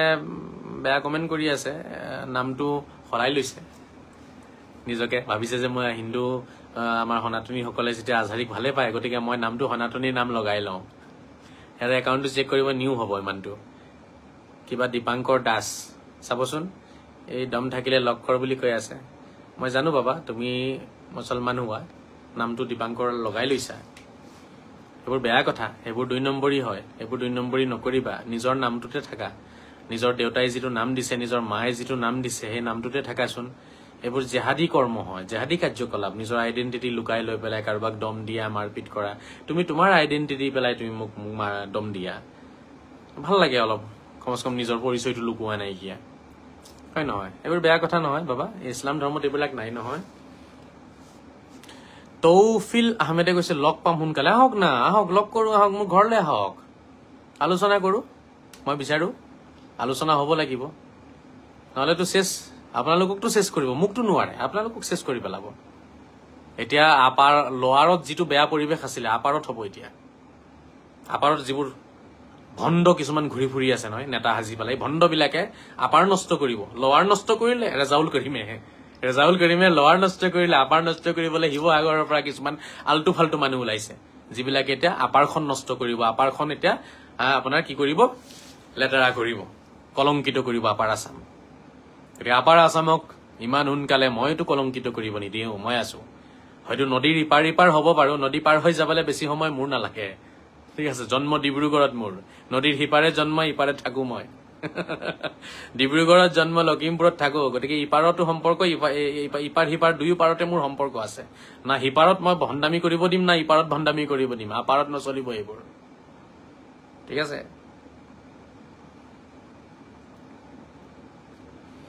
কিৰণ দাদাই বৰ সাংঘাতিক কমেণ্ট কৰিছে দেই, আপোনাৰ দৰে মুছলমানক মোৰ ভতিজাজনীক বিয়া দিবলৈ প্ৰস্তুত আছো। কিয়া বাত হে ইয়াৰ, কিয়া বাত হে। মই ছোৱালী এজনী বিচাৰি ফুৰো, মই নাচনী এজনী বিচাৰি ফুৰিছো। ধন্যবাদ, ধন্যবাদ। মই বিয়া পাতিম, নিশ্চয় আপোনালোকক জনাম, সকলোৱে আহিব। কিমান মোৰ পিছত লাগি আছে, মোৰ যুক্তি খণ্ডন কৰিব নোৱাৰে, মাইকী মানুহ দি পেলাই ফচাই দিব, ছোৱালী মানুহ দি পেলাই ফচাই দিব, আৰু কত যে ষড়যন্ত্ৰ। ছি ছি ছি ছি ছি ছি ছি ছি ছি ছি। মোৰ লগততো নোৱাৰিলা। এতিয়া মাইকী মানুহৰ আশ্ৰয় লৈছে, ছোৱালী মানুহৰ আশ্ৰয় লৈ পেলাই মোক তেওঁলোকে মোৰ মুখ বন্ধ কৰিব বিচাৰে।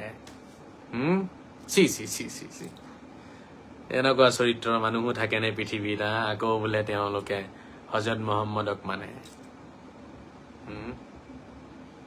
আৰু মই আমাৰ সংখ্যালঘু সমাজক এটা কথা অনুৰোধ জনাম, লাষ্টত চাওক, কমেণ্ট নকৰিব। কমেণ্ট কৰি আপোনালোকে গোটেই পৃথিৱীখন লেতেৰা কৰি পেলালে। নিজৰ মনৰ লেতেৰা ভাৱবোৰ কমেণ্টৰ মাধ্যমেৰে আপোনালোকে প্ৰকাশ কৰে সদায়। আপোনালোকে যে কি ভাবি আছে,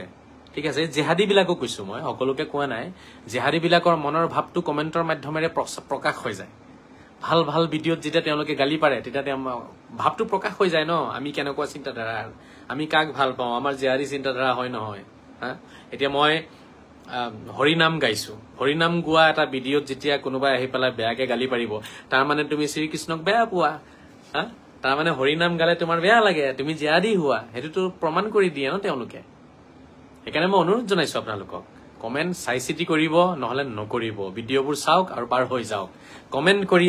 নিজৰ জাতিটোক আপোনালোকে বদনাম নকৰিব, নিজৰ সমাজখন আপোনালোকে লেতেৰা নকৰিব। কমেণ্ট নকৰিবচোন আপোনালোকে। কমেণ্ট কৰি আপোনালোকে আজি যে উচ্ছেদ হৈছে, এই যে বিপদবোৰ আহি আছে, আপোনালোকৰ কমেণ্টৰ কাৰণে আহি আছে। যিমান বেয়া বেয়া কমেণ্ট কৰে চবেই চাই আছে আপোনালোকৰ বেয়া কমেণ্ট। সেই বেয়া কমেণ্টৰ মাধ্যমেৰে আপোনাৰ মন মগজু প্ৰকাশ হৈছে, আপোনাৰ মনত লুকাই থকা ভাৱবোৰ প্ৰকাশ হৈছে কমেণ্টৰ মাধ্যমেৰে। আৰু সেইবোৰ অসমৰ বৃহৎ অসমীয়া সমাজে দেখি আছে। দেখাৰ পিছত বুজি পাই গৈছে যে এইখন সমাজৰ চিন্তাধাৰা কেনেকুৱা, এই একাংশ মানুহৰ চিন্তাধাৰা কেনেকুৱা, এই বিশেষ মানুহখিনিৰ চিন্তাধাৰা কেনেকুৱা, এই বিশেষ মানুহখিনি আমাক কিমান ভাল পায়, আমাৰ সভ্যতা সংস্কৃতি কিমান ভাল পায়, আমাৰ ধৰ্মক কিমান ভাল পায়, এইবোৰ প্ৰকাশ হৈ গৈছে কমেণ্টৰ মাধ্যমেৰে। সেইকাৰণে মই আপোনালোকক ভৰিত থৈছো, কমেণ্ট নকৰিবচোন আপোনালোকে প্লিজ। 2 বছৰমান কমেণ্ট নকৰিব, সমাজখন ভাল হৈ যাব। আৰু যিমানে কমেণ্ট কৰিব বেয়া বেয়া, সিমানেই আপোনালোকৰ বিপদ নিজে টানি আনি আছে। আপোনালোকে জানাই নাই, অজানিতে নিজৰ মনৰ ভাৱ প্ৰকাশ কৰিছে, অজানিতে নিজৰ জেহাদী চিন্তাধাৰা বিয়পাই দিছে সামাজিক মাধ্যমত কমেণ্টৰ মাধ্যমেৰে।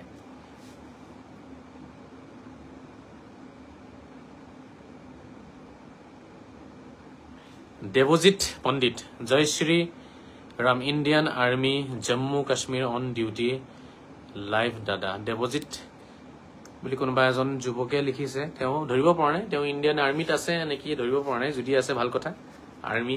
চেলিউট। আৰ্মি নহলে আমি শান্তিত থাকিব নোৱাৰিলোহেঁতেন। পাকিস্তানী বিলাকে, বাংলাদেশী বিলাকে আমাক ঠেকিচি মাৰি পেলাই আমাৰ ভাৰতখনো বাংলাদেশ বা পাকিস্তান বনাই দিলেহেঁতেন। ইণ্ডিয়ান আৰ্মিক চেলিউট, ইণ্ডিয়ান আৰ্মিক চেলিউট জনা সদায়। ইণ্ডিয়ান আৰ্মিয়ে হৈছে আজি আমাৰ ৰক্ষক। ইণ্ডিয়ান আৰ্মি নাথাকিলে আজি সুফিয়া কুৰেশ্বীৰ দৰে নেতা, তেনেকুৱা অফিচাৰ নাথাকিলে আজি আমি পাকিস্তানী বিলাকৰ গোলাম হলোহেঁতেন। পাকিস্তানী বিলাকে আমাক উৰুৱাই দিলেহেঁতেন, আমাক কলিমা পঢ়ালেহেঁতেন, চবকে, বুজি পাইছে, চবকে কলিমা পঢ়ালেহেঁতেন। গতিকে ইণ্ডিয়ান আৰ্মি চেলিউট, অসম পুলিচক, বৰ্তমানৰ অসম পুলিচক চেলিউট, প্ৰশাসনক চেলিউট জনাইছো। তেওঁলোকৰ কাৰণে আজি মুস্তফা কামাল আজহাৰীৰ দৰে নিৰপেক্ষ ব্যক্তিসকল শান্তিত থাকিব পাৰিছে, কথা কব পাৰিছে। সেই আমাৰ যিটো এটা স্বাধীনতা আছে, বাক স্বাধীনতা আমি পাইছো। আপোনালোকেও শান্তিৰে জীয়াই থাকিব পাৰিছে।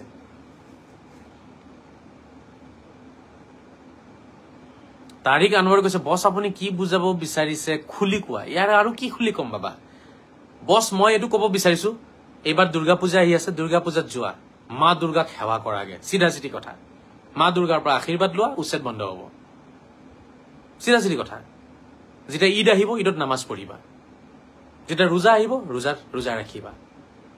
নামাজ পঢ়িব কৈছে আল্লাহে, নামাজ পঢ়া। কিন্তু দুৰ্গা পূজা আহিলে মা দুৰ্গাৰ সেৱাও জনাবা। বিহু আহিলে বিহুত নাচিবা। ঠিক আছে। ডক্টৰ ভূপেন হাজৰিকা দেৱৰ জন্মদিন পালন কৰিবা, শংকৰদেৱৰ তিথি পালন কৰিবা, মাধৱদেৱৰ তিথি পালন কৰিবা, হজৰত মহম্মদৰ তিথি পালন কৰিবা। মই এইটো কব বিচাৰিছো। আৰু কিমান কম, এটা কথাকনো কিমান কৈ থাকিম আৰু। কিয় বুজি নোপোৱা বছ তোমালোকে?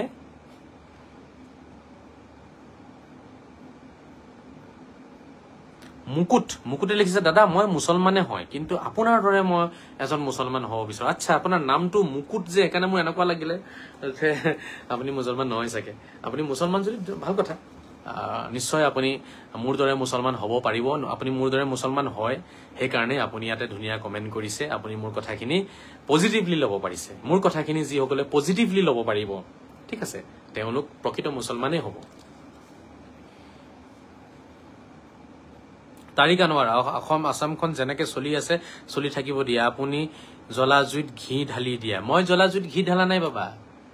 ৰেজাউল কৰিম চৰকাৰে ঢালিছে, আমচু নেমচুৱে ঢালিছে। গতিকে আমচু নেমচুক ঠাণ্ডা হৈ যাব দিয়া, অসম নিজে নিজে ঠিক হৈ যাব।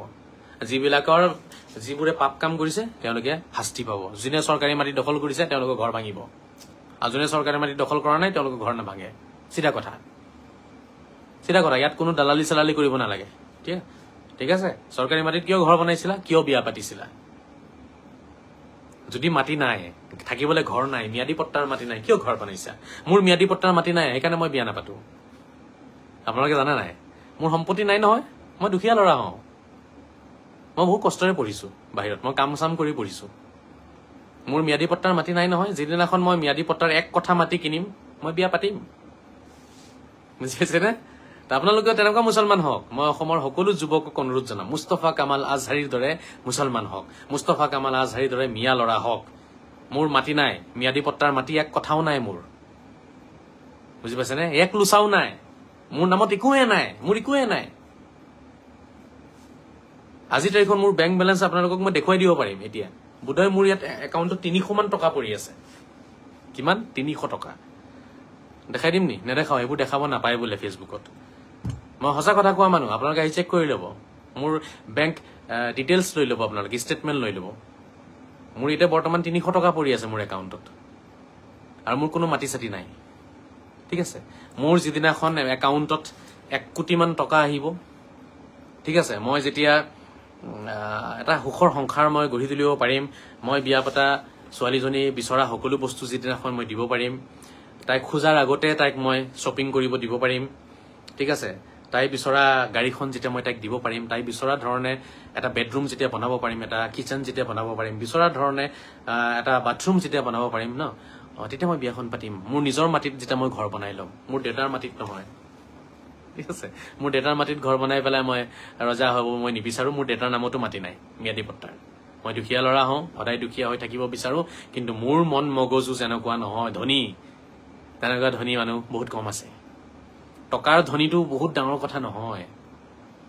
টকাৰ ধনীটো বহুত আছে পৃথিৱীত তেওঁলোকৰ নাম নাই মৰি গ'লে তেওঁলোকক কুকুৰেও তেওঁলোকৰ কথা মনত নকৰে ধনী হওক আপুনি মন মগজুৰ ধনী হওক চিন্তাধাৰাৰ ধনী হওক হযৰত মহম্মদে এই কথাটো কৈছে হযৰত মহম্মদ সঁচাকে বৰ আচৰিত কথা কৈ থৈ গৈছে পৃথিৱীত তেওঁ কৈছে আল গেনা গেনাদাৰ হৈছে মানে ধনী বুলি ক'লে সেইটো হৈছে মানে চিন্তাধাৰাৰ ধনী যিজন মানুহৰ চিন্তাধাৰা ভাল তেওঁ ধনী আৰু যিজন মানুহৰ চিন্তাধাৰা বেয়া তেওঁ দুখীয়া এই কথাটো হযৰত মহম্মদে কৈ থৈ গৈছে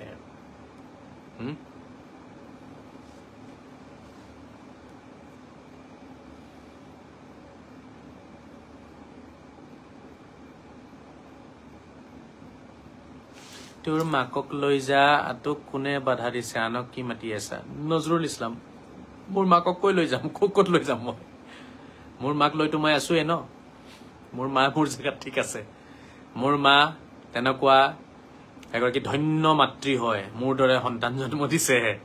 আৰু যিসকলে জিহাদী সন্তান জন্ম দিছে তেওঁলোকৰ কি ক'ম আৰু মই এতিয়া তেওঁলোকৰ কথা কি ক'ম জিহাদী সন্তান জন্ম দিয়া সেই মাতৃসকলৰতো দুখ নাই আই মাতৃসকলতো পূজনীয় হয় সকলো আই মাতৃয়ে পূজনীয় তেওঁলোকে সন্তান জন্ম দিছে তেওঁলোকেতো জানা নাছিলে জিহাদী হ'ব এইটো গতিকে জিহাদী সন্তান জন্ম দিয়া সেই আই মাতৃসকলৰ কাৰণে মই দুখিত লজ্জিত উপায় নাই আই মাতৃসকলক আল্লাহে ক্ষমা কৰক তেওঁলোক শান্তি দিয়ক তেওঁলোকৰ গৰ্ভৰ পৰা জিহাদী সন্তান জন্ম লৈছে কিন্তু মোৰ মাৰ গৰ্ভৰ পৰা মই জন্ম লৈছো মোৰ মাতো এনেও স্বৰ্গত গুচি যাব মোৰ মাক কোনো ৰখাই ৰাখিব নোৱাৰে মোৰ মাতো বিনা হিচাপ কিতাপ নহয় মোৰ মাৰ কোনো হিচাপ কিতাপে নহয় মোৰ মাক ডাইৰেক্ট আল্লাহে ক'ব যোৱা তুমি পটাপট জান্নাতত যোৱা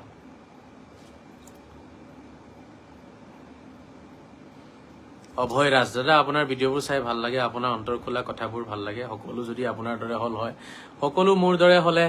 এটা দল সংগঠন ৰেজাউল কৰিম চৰকাৰে ভাত খাব কি দি এটা ৰেজাউল কৰিম চৰকাৰে ভাত বন্ধ হৈ যাব আমচুৰ ভাত বন্ধ হৈ যাব নেমচুৰ ভাত বন্ধ হৈ যাব হয় নহয় এতিয়া এই জমিয়ত উলামা হিন্দ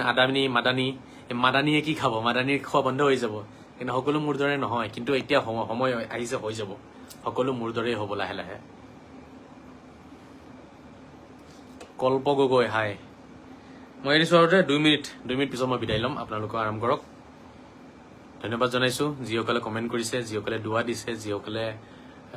যিসকলে বিশ্বাস দিছে যিসকলে মৰম দিছে সকলোকে ধন্যবাদ জ্ঞাপন কৰিছো সকলোৱে ভালে থাকক কুশলে থাকক আৰু শান্তিৰে থাকক দোৱা কৰিব এৰিছো দেই আকৌ কথা হ'ব দেখা হ'ব যিমান পাৰে শ্বেয়াৰ কৰিব ভুল হ'লে ক্ষমা কৰিব ক'ৰবাত যদি কিবা ভুল হৈ থাকে সেইখিনি বুজাই দিব বুজাই দিলে নিশ্চয় মই সেইখিনি বুজি ল'ম আৰু মোৰ ভুলটো মই শুধৰণি কৰিব চেষ্টা কৰিম মই সদায় চেষ্টা কৰোঁ মোৰ ভুল হ'লে শুধৰণি কৰিব লাগে সেইটো মোৰ কাৰণে এটা পৰম পূজনীয়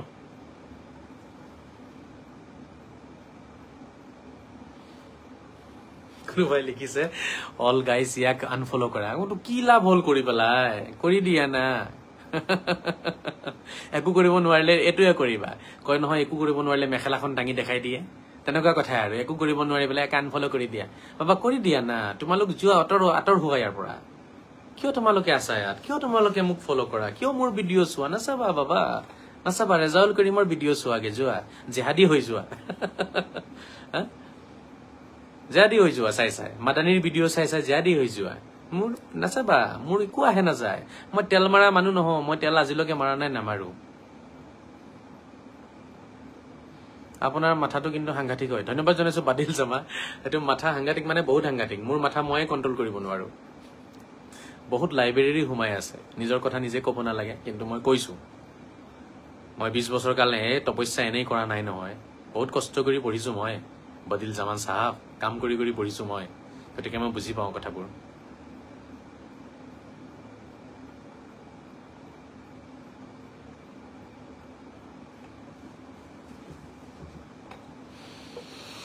হ'ব দিয়ক শান্তি থাকক হেৰিছো জয় শ্ৰী ৰাম জয় শ্ৰী কৃষ্ণ জয় শ্ৰী যীশু জয় শ্ৰী মহম্মদ জয় শ্ৰী বজৰংবলী জয় শ্ৰী শংকৰ জয় শ্ৰী মাধৱ জয় শ্ৰী গুৰু নানক জয় শ্ৰী গৌতম বুদ্ধ জয় শ্ৰী আজান পীৰ জয় শ্ৰী বড়পীৰ জয় শ্ৰী আজমিৰী পীৰ